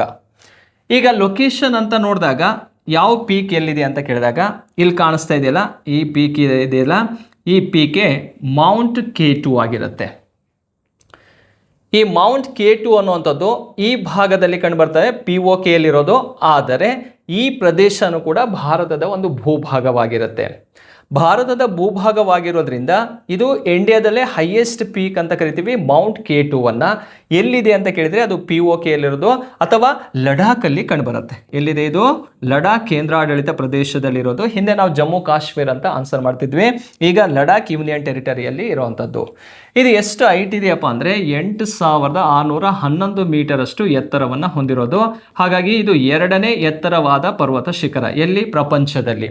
ವರ್ಲ್ಡ್ ಹೈಯೆಸ್ಟ್ ಪೀಕಲ್ಲಿ ಸೆಕೆಂಡ್ ಹೈಯೆಸ್ಟ್ ಪೀಕ್ ಯಾವುದಪ್ಪ ಅಂದರೆ ಅದೇ K2 ಆಗಿರುತ್ತೆ. K2 ಅಂತ ಯಾಕೆ ಕರಿತೀವಪ್ಪ ಅಂದರೆ ಕಾರಕೋರಂ ಶ್ರೇಣಿಯಲ್ಲಿ ಇರುವಂತಹ ಒಂದು ಪೀಕ್ ಆಗಿರೋದ್ರಿಂದ ಇದನ್ನು K2 ಅಂತ ಕರೆಯೋದು. ಯಾಕಂದರೆ ಕಾರಕೋರಂ ಶ್ರೇಣಿ ಅನ್ನುವಂಥದ್ದು ಇಲ್ಲಿ ಹಾದೋಗುತ್ತೆ. ಇದೇ ಕಾರಕೋರಂ ರೇಂಜ್. ಆ ಕಾರಕೋರಂ ರೇಂಜಲ್ಲಿ ಇರೋದ್ರಿಂದ ಇದನ್ನೇ K2 ಅಂತ ಹೇಳಿ ಹೆಸರನ್ನು ಕೊಟ್ಟಿರೋದನ್ನು ನೋಡ್ತೀವಿ. ಹಾಗೆ ಈ ಭಾಗಕ್ಕೆ ಬನ್ನಿ. ಈ ಕಡೆ ಟಿಬೇಟ್ ಇದೆ, ಇಲ್ಲಿ ನೇಪಾಳ ಇದೆ. ಆ ಟಿಬೇಟ್ ಮತ್ತು ನೇಪಾಳದ ಗಡಿಯಲ್ಲಿರುವಂತಹ ಒಂದು ಪೀಕ್ ಯಾವುದಪ್ಪ ಅಂದರೆ ಮೌಂಟ್ ಎವರೆಸ್ಟ್ ಶಿಖರ. ಈ ಮೌಂಟ್ ಎವರೆಸ್ಟ್ ಶಿಖರ ಅನ್ನುವಂಥದ್ದು ಪ್ರಪಂಚದ ಅತಿ ಎತ್ತರವಾದಂತಹ ಪರ್ವತ ಶಿಖರವಾಗಿರುತ್ತೆ. ಇದು ಯಾವ ಹಿಮಾಲಯದಲ್ಲಿದೆ ಅಂತ ಕೇಳಿದರೆ ಗ್ರೇಟ್ ಹಿಮಾಲಯ ಅಥವಾ ಮಹಾ ಹಿಮಾಲಯದಲ್ಲಿ ಕಂಡುಬರುವಂತಹ ಒಂದು ಪೀಕ್ ಆಗಿರುತ್ತೆ ಈ ಒಂದು K2 ಅಂತ. ನೋಡಿ, K2 ಗೊತ್ತಾಯಿತು, ಅಥವಾ ಮೌಂಟ್ ಎವರೆಸ್ಟ್ ಕೂಡ ಗೊತ್ತಾಯಿತು. ಮೌಂಟ್ ಎವರೆಸ್ಟ್ ಯಾವ ಹಿಮಾಲಯದಲ್ಲಿದೆ? ಇದು ಮಹಾ ಹಿಮಾಲಯದಲ್ಲಿ ಕಂಡುಬರೋದು. ನೋಡಿ, 2 ಪೀಕ್ಗಳ ಬಗ್ಗೆ ನಮಗೆ ಮಾಹಿತಿ ಇಲ್ಲಿ ಕ್ಲಿಯರ್ ಆಯ್ತಂದ್ರೆ ಇಲ್ಲಿ ಮತ್ತೆ 3 ಪೀಕುಗಳಿದ್ದಾವೆ. ಅವು ಯಾವ್ಯಾವ ಸ್ಟೇಟಲ್ಲಿ ಇದೆ ಅಂತ ಗೊತ್ತಿದ್ರೆ ಸಾಕು. ನೋಡಿ, ಚೌಕಾಂಬ ಶಿಖರ ಅನ್ನುವಂಥದ್ದು ಯಾವ ಸ್ಟೇಟಲ್ಲಿ ಇದೆಯಪ್ಪ ಅಂದರೆ ಉತ್ತರಾಖಂಡ್ ರಾಜ್ಯದಲ್ಲಿ ಕಂಡುಬರುತ್ತೆ, UK ಕಂಡುಬರುತ್ತೆ. UK ಮೀನ್ಸ್ ಉತ್ತರಾಖಂಡ್ ರಾಜ್ಯದಲ್ಲಿ. ಹಾಗೆ ತ್ರಿಶೂಲ ಶಿಖರ ಅಂತ ಕಂಡುಬರುತ್ತೆ, ಇದು ಕೂಡ ಉತ್ತರಾಖಂಡ್ ರಾಜ್ಯದಲ್ಲೇ ಕಂಡುಬರೋದು. ಯಾವ ಸ್ಟೇಟಲ್ಲಿ ಇದೆ ಇದು? ಉತ್ತರಾಖಂಡ್ ಸ್ಟೇಟಲ್ಲಿ ಕಂಡುಬರ್ತವೆ. ಹಾಗೆ ರಿಮೋ ಶಿಖರ ಅಂತ ಕಂಡುಬರ್ತವೆ. ರಿಮೋ ಅಂತ ಎಲ್ಲಿದೆಯಪ್ಪ ಅಂದರೆ ಇದು ಲಡಾಖಲ್ಲಿ ಕಂಡುಬರೋದು. ಈ ಭಾಗದಲ್ಲಿ ಕಂಡುಬರುತ್ತೆ, ಲಡಾಖಲ್ಲಿ ರಿಮೋ ಶಿಖರ ಅಂಥೇಳಿ. ನೋಡಿ ಯಾವ್ಯಾವ ಸ್ಟೇಟಲ್ಲಿ ಯಾವ್ಯಾವ ಪೀಕ್ ಇದೆ ಅಂತಲೂ ಕೂಡ ಗೊತ್ತಾಯಿತು. ಹಾಗೆ ಮೌಂಟ್ ಗಾಡ್ವಿನ್ ಆಸ್ಟಿನ್ ಅನ್ನುವಂಥದ್ದು ಇಂಡಿಯಾದಲ್ಲೇ ಹೈಯೆಸ್ಟ್ ಪೀಕ್ ಅಂತಲೂ ಕೂಡ ನಮಗೆ ಕಾನ್ಸೆಪ್ಟ್ ಕ್ಲಿಯರ್ ಆಗುತ್ತೆ. ಇದು ಪೀಕ್ ರಿಲೇಟೆಡ್ ಆದಂತಹ ಒಂದು ಕಾನ್ಸೆಪ್ಟು ಇಲ್ಲಿ ನಾವು ತಿಳ್ಕೋಬೇಕು. ನೆಕ್ಸ್ಟ್ ಹೋಗೋಣ ಸ್ನೇಹಿತರೆ. ನೋಡಿ, ಆಧುನಿಕ ಕಾಲದಲ್ಲಿ ಶತ್ರುಗಳಿಂದ ದೇಶ ರಕ್ಷಣೆ ಬಹುಮುಖ್ಯ. ಹೀಗಾಗಿ ಪ್ರಪಂಚದ ಎಲ್ಲ ದೇಶಗಳು ಗಡಿಗೆ ಕಾವಲು ಪಡೆಗಳನ್ನು ನೇಮಿಸಿಕೊಂಡಿದ್ದರು. ಓಕೆ, ಕಾವಲು ಪಡೆಗಳು ಬೇಕೇ ಬೇಕು, ಯಾಕಂದರೆ ಬಾರ್ಡ್ರನ್ನು ನಾವು ಸೆಕ್ಯೂರ್ ಮಾಡ್ಕೋಬೇಕಂದ್ರೆ ಹಾಗಾಗಿ ಕಾವಲು ಪಡೆಗಳು ಬೇಕಾಗತ್ತೆ. ಹೀಗಿರುವಾಗ ಭಾರತ ದೇಶದ ನೈಸರ್ಗಿಕ ಗಡಿ ಇದಾಗಿದೆ. ಎಲ್ಲ ಕಡೆನೂ ಭಾರತ ದೇಶಕ್ಕೆ ಕಾವಲು ಪಡೆ ಬೇಕಾಗಲ್ಲ. ಕೆಲವೊಂದು ಕಡೆ ನ್ಯಾಚುರಲ್ ಬಾರ್ಡರ್ ಲೈನೇ ಇದೆ. ಹಾಗಾದರೆ ಆ ನ್ಯಾಚುರಲ್ ಬಾರ್ಡರ್ ಯಾವುದು ಅನ್ನೋದು ಗೊತ್ತಿರಬೇಕು. ಉತ್ತರ ಮೈದಾನ ಅಂತ ಕರಿತೀವಿ, ಉತ್ತರ ಮೈದಾನ ಅಲ್ಲ. ಪರ್ಯಾಯ ಪ್ರಸ್ಥಭೂಮಿ ಅಲ್ಲ. ಹಾಗಾದರೆ ಯಾವುದಾಗಿರತ್ತಪ್ಪ ಅಂದರೆ ಇದಕ್ಕೆ ಸರಿಯಾದಂಥ ಉತ್ತರ ಹಿಮಾಲಯ ಅನ್ನುವಂಥದ್ದು ಭಾರತದ ಒಂದು ನೈಸರ್ಗಿಕ ದಡಿಯಾಗಿರುತ್ತೆ. ವಿದೇಶಿಯರ ದಾಳಿಯಿಂದ ರಕ್ಷಣೆ ಮಾಡುವಂಥ ಕೆಲಸನೇ ಯಾವ್ದು ಮಾಡುತ್ತಪ್ಪ ಅಂದರೆ ಹಿಮಾಲಯ ಪರ್ವತ ಶ್ರೇಣಿ. ಯಾಕಂದರೆ ಆ ಹಿಮಾಲಯ ಪರ್ವತ ಶ್ರೇಣಿಯನ್ನು ದಾಟಿ ಬರೋದು ಅಷ್ಟು ಸುಲಭ ಅಲ್ಲ. ಯಾಕಂದರೆ ಸಂಪೂರ್ಣವಾಗಿ ಹಿಮದಿಂದ ಕೂಡಿರುವಂತಹ ಒಂದು ಪ್ರದೇಶವಾಗಿರುತ್ತೆ ಆ ಒಂದು ಭಾಗ. ಸೊ ಮ್ಯಾಪಲ್ಲೂ ಕೂಡ ಕ್ಲಿಯರ್ ಮಾಡ್ಕೋಬೋದು. ನೋಡಿ, ಇದು ಭಾರತಕ್ಕೆ ಸಂಬಂಧಪಟ್ಟಂತೆ ಯಾವ ರೀತಿ ಗಡಿ ಆಗಿದೆ ಅಂತ ನಾವಿಲ್ಲಿ ಅರ್ಥ ಮಾಡ್ಕೋಬೋದು. ಇದನ್ನೇ ನೈಸರ್ಗಿಕ ಗಡಿ ಅಂತ ಕರಿತೀವಿ. ಯಾವುದು ಅಂತ ಕೇಳಿದರೆ ಅದು ಹಿಮಾಲಯ ಪರ್ವತವಾಗಿರುವಂಥದ್ದು. ನೋಡಿ, ಭಾರತದ ಉತ್ತರದಲ್ಲಿ ಈ ಹಿಮಾಲಯ ಪರ್ವತವನ್ನು ನೋಡ್ತೀವಿ, ಅದೇ ನ್ಯಾಚುರಲ್ ಬಾರ್ಡರ್ ಲೈನ್ ಆಗಿರುತ್ತೆ. ನೆಕ್ಸ್ಟ್ ಕ್ವಶನ್ಗೆ ಹೋಗೋಣ. ಉತ್ತರದ ಮೈದಾನಗಳು ಅಧಿಕ ಜನಸಾಂದ್ರತೆ ಹೊಂದಲು ಕಾರಣ ಏನು? ಈ ನಾರ್ದರ್ನ್ ಪ್ಲೈನ್ ಇದೆಯಲ್ಲ, ಹೆವಿ ಪಾಪ್ಯುಲೇಟೆಡ್ ಯಾಕೆ ಅಂತ ಕೇಳಿರುವಂಥದ್ದು, ಅಥವಾ ಪಾಪ್ಯುಲೇಷನ್ ಡೆನ್ಸಿಟಿ ಅನ್ನೋಂಥದ್ದು ತುಂಬ ಹೆವಿ ಇದೆ. ಕಾರಣ ಏನು ಅಂತ ಹೇಳಿ ನೋಡಿದಾಗ ಅಧಿಕ ಜನಸಾಂದ್ರತೆ. ನೋಡಿ, ಈ ಭಾರತದ ಉತ್ತರ ಮೈದಾನ ಇದೆಯಲ್ಲ, ಇದನ್ನು ಏನಂತ ಕರೀತಾರಪ್ಪ ಅಂದರೆ ಹಾರ್ಟ್ ಆಫ್ ದಿ ಇಂಡಿಯಾ ಅಂತ ಕರೀತಾರೆ. ಯಾಕೆ ಇದನ್ನು ಹಾರ್ಟ್ ಆಫ್ ದಿ ಇಂಡಿಯಾ ಅಂತ ಕರೀತಾರಪ್ಪ ಅಂದರೆ ಭಾರತದಲ್ಲಿರುವಂತಹ ಒಟ್ಟು ಜನಸಂಖ್ಯೆಯಲ್ಲಿ 40% ಅಷ್ಟು ಜನ ಎಲ್ಲಿ ವಾಸವಾಗಿದ್ದಾರಪ್ಪ ಅಂದರೆ ಈ ಉತ್ತರ ಮೈದಾನದಲ್ಲೇ ವಾಸವಾಗಿರೋದು. ನಾರ್ದರ್ನ್ ಪ್ಲೈನಲ್ಲೇ ಇರುವಂಥದ್ದು ಟೋಟಲ್ ಇಂಡಿಯನ್ ಪಾಪ್ಯುಲೇಷನಲ್ಲಿ 40% ಪಾಪ್ಯುಲೇಷನ್ ಅಲ್ಲೇ ಕಂಡುಬರ್ತಾರೆ. ಹಾಗಾಗಿ ಈ ಪ್ರದೇಶವನ್ನು ನಾವು ಯಾಕೆ ಭಾರತದ ಹೃದಯ ಭಾಗ ಅಂತ ಕರಿತೀವಿ, ಯಾಕೆ ಇಲ್ಲಿ ಎಷ್ಟೊಂದು ಜನ ನೆಲೆಸಿದ್ದಾರೆ ಅಂತ ನೋಡಿದಾಗ ಈ ಪ್ರದೇಶ ಫಲವತ್ತಾದ ಮತ್ತು ವಿಸ್ತಾರವಾದ ಮೈದಾನವನ್ನು ಹೊಂದಿರುವಂಥದ್ದು. ಫರ್ಟಿಲೈಸ್ ಸಾಯಿಲ್ ಇದೆ ಇಲ್ಲಿ. ಹಾಗೆ ಇದರ ಏರಿಯಾ ಏನಾಗಿದೆಯಪ್ಪ ಅಂದರೆ ತುಂಬ ವಿಸ್ತಾರವಾಗಿರುವಂತಹ ಏರಿಯಾವನ್ನು ಹೊಂದಿರೋದ್ರಿಂದ ಇಲ್ಲಿ ಜನ ಇದ್ದಾರೆ ಅಂದರೆ ಹೌದು. ಯಾಕೆ ಫಲವತ್ತಾದಂತಹ ಪ್ರದೇಶವಾಗಿದೆ ಅಂದರೆ ಇಲ್ಲಿ ಹಲವಾರು ಹಿಮಾಲಯನ್ ನದಿಗಳು ಹರಿತವೆ. ಆ ಹಿಮಾಲಯದಲ್ಲಿ ಗಂಗಾ, ಸಿಂಧು, ಬ್ರಹ್ಮಪುತ್ರ ಈ 3 ನದಿಗಳು ಹರಿತವೆ. ಆ ಮೈದಾನವನ್ನು ಸೃಷ್ಟಿ ಮಾಡಿರುವಂಥದ್ದು. ಹಾಗಾಗಿ ಅವು ಅಲುವೆಲ್ ಸಾಲನ್ನು ಡೆಪಾಸಿಟ್ ಮಾಡಿದ್ದಾವೆ, ಅಂದರೆ ಮೆಕ್ಕಲು ಮಣ್ಣನ್ನು ಸಂಚಯನ ಮಾಡಿರೋದ್ರಿಂದ ಅದು ಹೈ ಫರ್ಟಿಲಿಟಿ ಝೋನ್ ಆಗಿರುತ್ತೆ. ಹಾಗಾಗಿ ಜನರು ಅತಿ ಹೆಚ್ಚಿನ ಸಂಖ್ಯೆಯಲ್ಲಿ ಅಲ್ಲಿ ವಾಸವಾಗಿರೋದನ್ನು ನೋಡ್ಬೋದು. ನೆಕ್ಸ್ಟ್ ನೋಡಿ, ಸಮತಟ್ಟಾದ ಮೈದಾನವಾಗಿರುತ್ತೆ. ಯಾಕಂದರೆ ನದಿಗಳ ಸಂಚಯನದಿಂದ ನಿರ್ಮಾಣವಾಗಿರೋದ್ರಿಂದ ಈ ಪ್ಲೈನ್ ಏನಾಗಿರುತ್ತಪ್ಪ ಅಂದರೆ ಫ್ಲಾಟ್ ಆಗಿರುತ್ತೆ, ಅಂದರೆ ಸಮತಟ್ಟಾದಂತಹ ಒಂದು ಮೈದಾನವನ್ನು ನೋಡ್ಬೋದು. ಇದು ಕೂಡ ಸರಿಯಾಗಿರುತ್ತೆ. ನೋಡಿ, ಸಮತಟ್ಟಾದ ಮೈದಾನ ಇದೆ, ಫಲವತ್ತಾದಂತಹ ಮಣ್ಣು ಇದೆ, ವಿಸ್ತಾರವಾದಂತಹ ಭೂಪ್ರದೇಶ ಇದೆ. ಹಾಗಾಗಿ ಆಟೋಮೆಟಿಕಲಿ ಕೃಷಿ ಅಭಿವೃದ್ಧಿ ಆಗೇ ಆಗುತ್ತಾ, ಅಗ್ರಿಕಲ್ಚರ್ ಡೆವಲಪ್ಮೆಂಟ್ ಆಗಿರುತ್ತೆ. ಹಾಗೆ ಇಂಡಸ್ಟ್ರಿಗಳು ಕೂಡ ಡೆವಲಪ್ಮೆಂಟ್ ಆಗಿದ್ದಾವೆ, ಟ್ರಾನ್ಸ್ಪೋರ್ಟ್ ಸಿಸ್ಟಮ್ ಡೆವಲಪ್ಮೆಂಟ್ ಆಗಿರುತ್ತೆ, ಸಿಟೀಸ್ಗಳು ಡೆವಲಪ್ ಆಗಿದ್ದಾವೆ. ಹಾಗೆ ಅಲ್ಲಿರುವಂತಹ ಟೌನ್ಸು ಕೂಡ ಡೆವಲಪ್ ಆಗಿದ್ದಾವೆ. ಇವೆಲ್ಲವೂ ಕೂಡ ಅಭಿವೃದ್ಧಿ ಆಗೋದಕ್ಕೆ ಮೂಲ ಕಾರಣ ಏನಪ್ಪ ಅಂದರೆ ಈ ಒಂದು ಮೈದಾನ ಎನ್ನುವಂಥದ್ದು ಸಮತಟ್ಟಾಗಿದ್ದು ಫಲವತ್ತತೆಯಿಂದ ಕೂಡಿರೋದ್ರಿಂದ ಇಷ್ಟೆಲ್ಲ ಕಂಡೀಷನ್ ನಾವು ನೋಡ್ತೀವಿ. ಹಾಗಾಗಿ ಇದನ್ನು ಹಾರ್ಟ್ ಆಫ್ ದಿ ಇಂಡಿಯಾ, ಭಾರತದ ಹೃದಯ ಭಾಗ ಅಂತ ಕರೆಯುವಂಥದ್ದು. ಹಾಗಾದರೆ ಇದಕ್ಕೆ ಸರಿಯಾದಂಥ ಉತ್ತರ ಯಾವುದಪ್ಪ ಅಂದರೆ ಮೇಲಿನ ಎಲ್ಲವೂ ಕೂಡ ಇದಕ್ಕೆ ಸರಿಯಾಗಿರುವಂಥದ್ದು. ಹಾಗಾಗಿ 4ನೇ ಆಪ್ಷನ್ ಏನಿದೆಯಪ್ಪ ಅಂದರೆ ಇದಕ್ಕೆ ರೈಟ್ ಆನ್ಸರ್ ಆಗಿರುತ್ತೆ. ಸೊ ಇದನ್ನು ನಿಮಗೆ ಮ್ಯಾಪಲ್ಲೂ ಕೂಡ ಕ್ಲಿಯರ್ ಮಾಡ್ಕೊಡ್ತೀನಿ, ಹೇಗಿದೆ ಈ ಮೈದಾನದ ಬಗ್ಗೆ ನಾವಿಲ್ಲಿ ಅರ್ಥ ಮಾಡ್ಕೋಬೋದು. ನೋಡಿ, ಇಷ್ಟು ಏರಿಯಾ ಇದೆಯಲ್ಲ, ಇದನ್ನು ಪರ್ಯಾಯ ಪ್ರಸ್ಥಭೂಮಿ ಅಂತ ಕರಿತೀವಿ. ಇದು ಓಲ್ಡ್ ಲ್ಯಾಂಡ್ ಮಾಸ್. ಭಾರತದ ಹಳೆಯ ಭೂ ಸ್ವರೂಪ ಯಾವುದಪ್ಪ ಅಂದರೆ ಇದೇ ಪರ್ಯಾಯ ಪ್ರಸ್ಥಭೂಮಿ ಅನ್ನೋಂಥದ್ದು ತುಂಬ ಓಲ್ಡ್ ಲ್ಯಾಂಡ್ ಮಾಸ್ ಆಗಿರುತ್ತೆ. ನೋಡಿ, ಈ ಭಾಗವನ್ನು ನೋಡಿದಾಗ ಇದೇ ಹಿಮಾಲಯ ಪರ್ವತ ಶ್ರೇಣಿಯ ಭಾಗವಾಗಿರುತ್ತೆ. ನೋಡಿ ಹೆಂಗೆ ಕಂಡೀಷನ್ ಹೇಗಿರುತ್ತಪ್ಪ ಅಂದರೆ ಹಿಮಾಲಯ ಅಂದರೆ ಅತಿ ಎತ್ತರವಾಗಿರುವಂಥ ಭೂಭಾಗ. ಪರ್ಯಾಯ ಪ್ರಸ್ಥಭೂಮಿನೂ ಕೂಡ ಎತ್ತರವಾಗಿರುತ್ತೆ, ಈ ಮಧ್ಯದಲ್ಲಿ ತಗ್ಗಿರುತ್ತೆ. ನೋಡಿ ಎರಡು ಸೈಡ್, ಒಂದು ಇದು ಹೈಟ್ ಇದೆ, ಇದು ಹೈಟ್ ಇದೆ, ಈ ಮಧ್ಯದಲ್ಲಿ ತಗ್ಗಿತ್ತು ಭೂಭಾಗ. ಆ ತಗ್ಗಿದ್ದಂಥ ಭೂಭಾಗದಲ್ಲಿ ಇಲ್ಲಿಂದ ನದಿಗಳು ಹರ್ಕೊಂಬಂದ್ವಲ್ಲ, ಇಂಡಸ್ ರಿವರ್ ಬಂತು, ಜೇಲಂ, ಚೇನಾಬ್, ರಾವಿ, ಬಿಯಾಸ್ ಅವೆಲ್ಲ ನದಿ ಬಂತು, ಗಂಗಾ ನದಿ ಅಂಡ್ ಇಟ್ಸ್ ಟ್ರಿಬ್ಯೂಟರೀಸ್ ಉಪ ನದಿಗಳು ಬಂದು, ಈ ಕಡೆ ಬ್ರಹ್ಮಪುತ್ರ ನದಿ ಬಂತು. ಅವೆಲ್ಲ ನದಿಗಳು ತಂದು ಏನನ್ನ ಡೆಪಾಸಿಟ್ ಮಾಡುತ್ತೆ? ಅಲ್ಯುವೆಲ್ ಸಾಯಿಲನ್ನು ಡೆಪಾಸಿಟ್ ಮಾಡುತ್ತೆ. ಆ ಸಾಯಿಲ್ ಡೆಪಾಸಿಟ್ ಮಾಡಿ ಮಾಡಿ ಮಾಡಿ ಇದೊಂದು ಫ್ಲಾಟ್ ಆಗುತ್ತೆ ಅಥವಾ ಸಮತಟ್ಟಾದಂತಹ ಭೂಪ್ರದೇಶವಾಗುತ್ತೆ. ಸಮತಟ್ಟಾದಂತಹ ಭೂಪ್ರದೇಶವಾಗಿರೋದ್ರಿಂದ ಫಲವತ್ತತೆಯಿಂದ ಕೂಡಿರೋದ್ರಿಂದ ಕೈಗಾರಿಕೆ, ಸಾರಿಗೆ ಎಲ್ಲವೂ ಕೂಡ ಅಭಿವೃದ್ಧಿ ಆಗಿರೋದನ್ನು ನೋಡ್ತೀವಿ. ಹಾಗಾಗಿ ಇದನ್ನು ಹಾರ್ಟ್ ಆಫ್ ದಿ ಇಂಡಿಯಾ ಅಂತಲೇ ಕರೆಯೋದು. ಕ್ಲಿಯರಾ? ಇದನ್ನು ಭಾರತದ ಹೃದಯ ಭಾಗ ಅಂತ ಕರಿತೀವಿ. ಯಾವ ರೀತಿ ಸ್ಟ್ರಕ್ಚರ್ ಇದೆ ಅನ್ನೋದು ನಮಗೆ ಗೊತ್ತಾಯಿತು. ಈಗ ನೋಡಿ, ಹಿಮಾಲಯ ಪರ್ವತವಾಗಿರ್ಬೋದು, ಕೋಸ್ಟಲ್ ಆಗಿರ್ಬೋದು, ಡೆಸರ್ಟ್ ಆಗಿರ್ಬೋದು, ಹಾಗೆ ಪರ್ಯಾಯ ಪ್ರಸ್ಥಭೂಮಿ ಆಗಿರ್ಬೋದು, ಇವನ್ನೆಲ್ಲ ಕಂಪ್ಯಾರಿಸನ್ ಮಾಡಿದಾಗ recently formed land mass in India ಅಂತ ಕೇಳಿದರೆ, ಭಾರತದಲ್ಲಿ ಇತ್ತೀಚೆಗೆ ನಿರ್ಮಾಣವಾದಂತಹ ಭೂ ಸ್ವರೂಪ ಯಾವುದು ಅಂತ ಕೇಳಿದರೆ ಈ ಮೈದಾನ ಅನ್ನೋದು ಇತ್ತೀಚೆಗೆ ನಿರ್ಮಾಣವಾದಂತಹ ಒಂದು ಭೂ ಸ್ವರೂಪವಾಗಿರುತ್ತೆ. ಅದು ನಿಮಗೆ ಗೊತ್ತಿರಬೇಕು, ರೈಟ್? ನೆಕ್ಸ್ಟ್ ಕ್ವಶನ್ಗೆ ಹೋಗೋಣ. ಬಹುಪಾಲು ಪುರಾತನ ಕಠಿಣವಾದ ಶಿಲೆಗಳಿಂದ ರಚನೆಯಾದ ಭಾರತದ ಪ್ರಾಕೃತಿಕ ವಿಭಾಗ ಯಾವುದು ಅಂಥೇಳಿ. ನೋಡಿ, ಪುರಾತನ ಶಿಲೆಗಳಿಂದ ರಚನೆಯಾಗಿರುವಂಥದ್ದು ಅದು ನಮಗೆ ಗೊತ್ತಿರಬೇಕಾಗತ್ತೆ. ನೋಡಿ, ಏನ್ಸಿಯಂಟ್ ಹಾರ್ಡ್ ರಾಕ್ಸ್ ಆಗಿರುತ್ತೆ, ಅಂದರೆ ಪುರಾತನ ಕಾಲದಲ್ಲಿ ರಚನೆ ಆಗಿರುವಂಥದ್ದು. ಹಾಗಾದರೆ ಯಾವ ವಿಭಾಗ, ಪ್ರಾಕೃತಿಕ ವಿಭಾಗಗಳಲ್ಲಿ ಯಾವುದು ಅಂಥೇಳಿ ನಾವಿಲ್ಲಿ ತಿಳ್ಕೋಬೇಕು. ನೋಡಿ, ಉತ್ತರದ ಪರ್ವತಗಳು ಇದು ತುಂಬ ಹಳೆಯದಾದಂತಹ ಭೂಸ್ವರೂಪವೇನಲ್ಲ.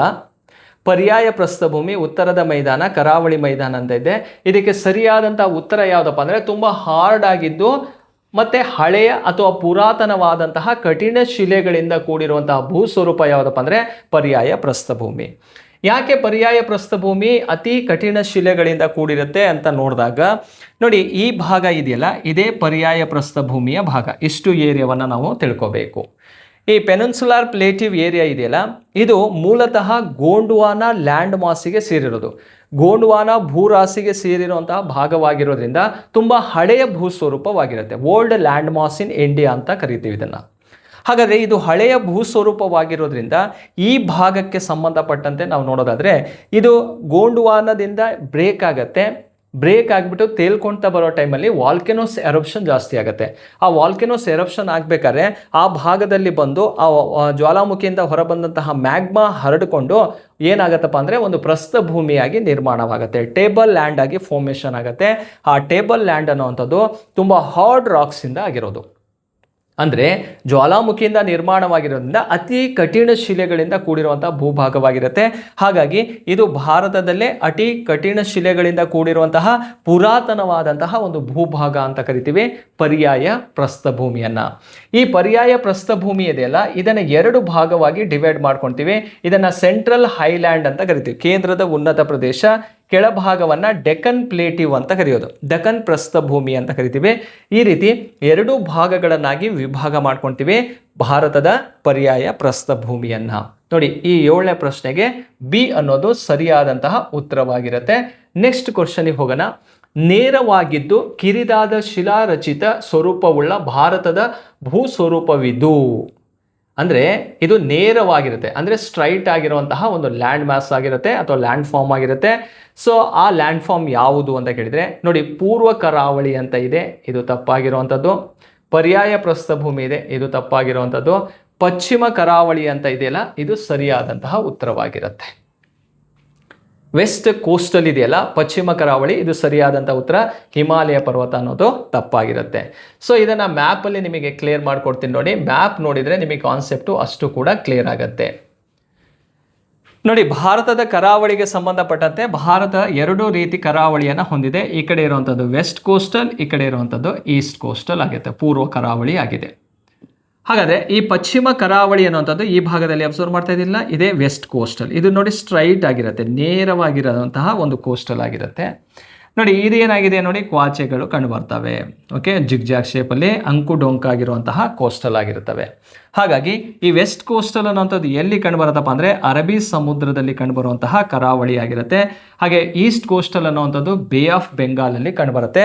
ಹಾಗಾಗಿ ಇದು ನೇರವಾದಂತಹ ಒಂದು ಕರಾವಳಿಯನ್ನು ಹೊಂದಿರುವಂತಹ ಒಂದು ಭಾಗವನ್ನು ನೋಡ್ಬೋದು. ಮತ್ತೊಂದು ಸಲ ಕ್ವಶನ್ ಅನ್ನು ನೋಡಿ, ನೇರವಾಗಿದ್ದು, ಓಕೆ ಸ್ಟ್ರೈಟ್ ಆಗಿದೆ, ನೇರವಾಗಿದ್ದು ಕಿರಿದಾದ ಶಿಲಾರಚಿತ ಸ್ವರೂಪವುಳ್ಳಂತಹ ಭಾರತದ ಭೂ ಸ್ವರೂಪವಾಗಿದೆ. ಅದನ್ನೇ ಏನಂತ ಕರಿತೀವಿ ನಾವು, ಪಶ್ಚಿಮ ಕರಾವಳಿ ಭಾಗ ಅಂತ ಕರೆಯೋದು. ಈ ಪಶ್ಚಿಮ ಕರಾವಳಿ ಇದೆಯಲ್ಲ, ಇದು ಮುಳುಗಡೆ ಹೊಂದಿರುವಂತಹ ಕರಾವಳಿ ಅಂತ ಕರಿತೀವಿ, ಸಬ್ಮರ್ಜೆಂಟ್ ಕೋಸ್ಟಲ್ ಅಂತ ಹೇಳಿ. ಈ ಸಬ್ಮರ್ಜೆಂಟ್ ಕೋಸ್ಟಲ್ ಅಂತ ಇದನ್ನು ಕರಿತೀವಿ. ಇದನ್ನು ಎಮರ್ಜೆಂಟ್ ಕೋಸ್ಟಲ್ ಅಂತ ಕರಿತೀವಿ, ಅಂದರೆ ನಿರ್ಮಾಣವಾಗುತ್ತಿರುವಂತಹ ಕರಾವಳಿ ಅಂತ. ಯಾಕೆ ಇದನ್ನು ನಿರ್ಮಾಣವಾಗುತ್ತಿರುವಂಥ ಕರಾವಳಿ ಅಂತ ಈಸ್ಟ್ ಕೋಸ್ಟಲ್ಲಿ ಕರಿತೀವಿ ಅಂದರೆ, ಇಲ್ಲಿ ಹಲವಾರು ನದಿಗಳು ಬಂದು ಇಲ್ಲಿ ಪ್ರತಿ ವರ್ಷನೂ ಕೂಡ ಮೆಕ್ಕಲು ಮಣ್ಣನ್ನು ಸಂಚಯನ ಮಾಡುತ್ತೆ, ಅಲ್ವೆಲ್ ಸಾಲನ್ನು ಡೆಪಾಸಿಟ್ ಮಾಡ್ತಾನೆ ಇರುತ್ತವೆ. ಆ ಡೆಪಾಸಿಟ್ ಮಾಡೋದ್ರಿಂದ ಇದು ನಿರ್ಮಾಣವಾಗುತ್ತಿರುವಂತಹ ಕರಾವಳಿ ಅಂತ ಕರೆಯೋದು. ನಿರ್ಮಾಣವಾಗಿರುತ್ತಿರೋದ್ರಿಂದ ಇದು ಅಗಲನೂ ಕೂಡ ಜಾಸ್ತಿ ಇರುತ್ತೆ, ಇದು ಅಗಲ ಕಡಿಮೆ ಇರುವಂತಹ ಒಂದು ಕೋಸ್ಟಲ್ ಆಗಿರುತ್ತೆ. ಈ ಕೋಸ್ಟಲ್ ಅಂದ್ಕೊಳ್ಳೇನೆ ಹಲವಾರು ಬಂದರುಗಳು ಕೂಡ ಕಂಡುಬರ್ತವೆ. ನೋಡಿ, ಗುಜರಾತಲ್ಲಿ ಕಾಂಡ್ಲಾ ಬಂದರು ಕಂಡುಬರುತ್ತೆ, ಮಹಾರಾಷ್ಟ್ರಕ್ಕೆ ಬಂದಾಗ ನವಶೇವ, ಮುಂಬೈ ಬಂದರು ಕಂಡುಬರ್ತವೆ. ಹಾಗೆ ಗೋವಾದಲ್ಲಿ ಮರ್ಮಗೋವಾ, ಕರ್ನಾಟಕದಲ್ಲಿ ನವಮಂಗಳೂರು, ಕೇರಳದಲ್ಲಿ ಕೊಚ್ಚಿನ್ ಬಂದರು ಕಂಡುಬರ್ತವೆ. ತಮಿಳುನಾಡಿನಲ್ಲಿ ಟುಟುಕೋರಿನ್ ಬಂದರು, ಚೆನ್ನೈ ಮತ್ತು ಎನ್ನೋರ್ ಬಂದರು ಅಂತ ಕಂಡು ಬಂದರೆ, ಆಂಧ್ರ ಪ್ರದೇಶದಲ್ಲಿ ವಿಶಾಖಪಟ್ಟಣ ಬಂದರು ಕಂಡು ಬರ್ತವೆ. ಹಾಗೆ ಒಡಿಸ್ಸಾಕ್ಕೆ ಹೋದಾಗ ಪಾರಾದೀಪ್ ಬಂದರು ಕಂಡು ಬಂದರೆ, ವೆಸ್ಟ್ ಬೆಂಗಾಲಲ್ಲಿ ಹಾಲ್ಡಿಯಾ ಮತ್ತು ಕೋಲ್ಕತ್ತಾ ಬಂದರು ಕಂಡು ಬರ್ತಾವೆ. ಈ ರೀತಿ ಬಂದರುಗಳು ಕೂಡ ನಮ್ಮ ಕರಾವಳಿ ಭಾಗದಲ್ಲಿ ನಾವು ನೋಡ್ತಾ ಹೋಗ್ಬೋದು. ನೆಕ್ಸ್ಟ್ ಕ್ವಶನಿಗೆ ಹೋಗೋಣ. ಭಾರತದ ಪ್ರಾಂತೀಯ ಜಲರಾಶಿಗಳಲ್ಲಿ 247 ದ್ವೀಪಗಳಿದ್ದಾವೆ. ಅಂದರೆ ನಮ್ಮ ಇಂಡಿಯಾದಲ್ಲಿ ಎಷ್ಟು ಐಲ್ಯಾಂಡ್ಸ್ಗಳಿದಾವಪ್ಪ ಅಂದರೆ 247 ಐಲ್ಯಾಂಡ್ಸ್ಗಳು ಕಂಡುಬರ್ತವೆ.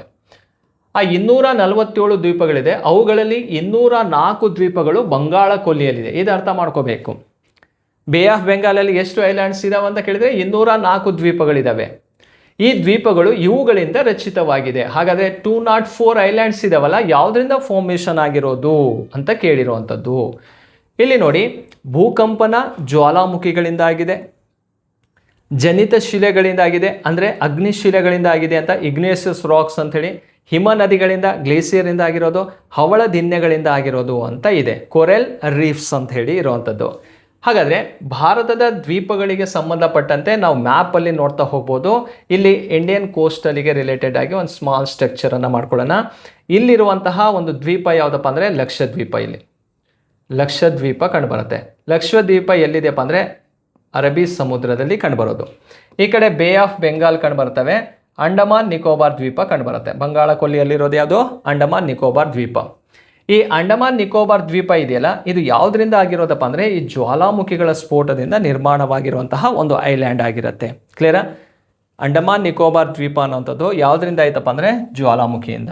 ಹಾಗಾದರೆ ಬೇ ಆಫ್ ಬೆಂಗಾಲಲ್ಲಿ ಎಷ್ಟು ದ್ವೀಪಗಳಿದೆ ಅಂತ ಕೇಳಿದಾಗ ಬಂಗಾಳ ಕೊಲ್ಲಿಯಲ್ಲಿ 204 ದ್ವೀಪಗಳಿದ್ದಾವೆ.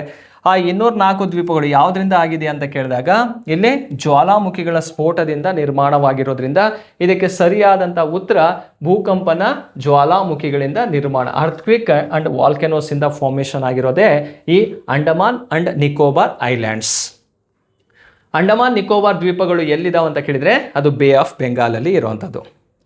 ಅದೇ ರೀತಿ ನೋಡಿ, ಹವಳ ದಿನ್ನೆಗಳಿಂದ ಈ ಲಕ್ಷದ್ವೀಪ ಅಂತ ಇದೆಯಲ್ಲ, ಅರಬ್ಬಿ ಸಮುದ್ರದಲ್ಲಿರುವಂಥ ಲಕ್ಷದ್ವೀಪ ಇದೆಯಲ್ಲ, ಇದು ಯಾವುದರಿಂದ ಆಗಿದೆಯಪ್ಪ ಅಂದರೆ ಹವಳ ದಿನ್ನೆಗಳಿಂದ, ಕೊರೆಲ್ ರೀಫ್ಸ್ ಅಂತ ಕರಿತೀವಿ. ನೋಡಿ, ಸಾಗರ ಸಮುದ್ರ ಭಾಗದಲ್ಲಿ ಹಲವಾರು ಜೀವಿಗಳು ಕಂಡುಬರ್ತಾವೆ, ಮೈಕ್ರೋ ಆರ್ಗನಿಸಮ್ಗಳು ಕಂಡುಬರ್ತಾವೆ. ಈ ಜೀವಿಗಳು ಸತ್ತ ನಂತರ ಒಂದು ಕಡೆ ಏನು ಮಾಡ್ತವೆ, ಗುಡ್ಡೆ ಹಾಕ್ತವೆ. ಅವುಗಳನ್ನೇ ನಾವು ಕೊರೆಲ್ ಐಲ್ಯಾಂಡ್ಸ್ ಅಂತ ಕರಿತೀವಿ, ಕೊರೆಲ್ ರೀಫ್ ಅಂತಲೇ ಕರೆಯೋದು. ಹಾಗಾಗಿ ಈ ಲಕ್ಷದ್ವೀಪ ಅನ್ನುವಂಥದ್ದು ಯಾವುದರಿಂದ ಆಗಿದೆ ಅಂತ ಕೇಳಿದಾಗ ಹವಳ ದಿನ್ನೆಗಳಿಂದ ಆಗಿರುವಂಥದ್ದು. ಇಲ್ಲಿ 204 ಇದೆ ಮತ್ತು 43 ಸೇರಿಸಿ ಕೇಳಿದರೆ ಅವು ಎಲ್ಲಿದಾವಪ್ಪ ಅಂದರೆ ಲಕ್ಷದ್ವೀಪದಲ್ಲಿ 43 ದ್ವೀಪಗಳಿದ್ದಾವೆ. ಇವುಗಳನ್ನು ಹವಳ ದ್ವೀಪಗಳು ಅಂತ ಕರಿತೀವಿ. ಹಾಗೆ ಇಡೀ ಭಾರತಕ್ಕೆ ಸಂಬಂಧಪಟ್ಟಂತೆ 2 ದ್ವೀಪ ಸಮೂಹಗಳಿದ್ದಾವೆ. ಒಂದು ಬೇ ಆಫ್ ಬೆಂಗಾಲಲ್ಲಿ ಭೂಕಂಪನ ಜ್ವಾಲಾಮುಖಿಯಿಂದ ಆಗಿರುವಂಥದ್ದು. ಹಾಗಾದರೆ ಅರಬ್ಬಿ ಸಮುದ್ರದಲ್ಲಿ ಲಕ್ಷದ್ವೀಪ ಯಾವುದರಿಂದ ಆಗಿದೆ, ಹವಳ ದಿನ್ನೆಗಳಿಂದ ಆಗಿರುವಂತಹ ಒಂದು ದ್ವೀಪವಾಗಿರುತ್ತೆ. ನೆಕ್ಸ್ಟ್ ಕ್ವಶನ್ಗೆ ಹೋಗೋಣ. ಭಾರತದ ವಾಯುವ್ಯ ಭಾಗದಲ್ಲಿರುವ ಥಾರ್ ಮರುಭೂಮಿ ಈ ರಾಜ್ಯಗಳಲ್ಲಿ ಹರಡಿಕೊಂಡಿಲ್ಲ ಅಥವಾ ಹರಡಿಲ್ಲ. ಅಂದರೆ ಥಾರ್ ಡೆಸರ್ಟ್ ಯಾವ ಸ್ಟೇಟಲ್ಲಿ ಇಲ್ಲ ಅನ್ನೋದು ಗೊತ್ತಿರಬೇಕು ನಮಗೆ. ನೋಡಿ, ಥಾರ್ ಮರುಭೂಮಿ ಅಂದರೆ ರಾಜಸ್ಥಾನದಲ್ಲಿ ಎಲ್ರಿಗೂ ಗೊತ್ತಿರೋದೇ, ರಾಜಸ್ಥಾನದಲ್ಲಿ ಥಾರ್ ಮರುಭೂಮಿ ಇದೆ. ಇಂಡಿಯನ್ ಗ್ರೇಟ್ ಡೆಸರ್ಟ್ ಅನ್ನೋದು ಮ್ಯಾಕ್ಸಿಮಮ್ ಏರಿಯಾ ಕವರ್ ಆಗಿರೋದು ಯಾವ ಸ್ಟೇಟಲ್ಲಿ? ರಾಜಸ್ಥಾನದಲ್ಲಿ.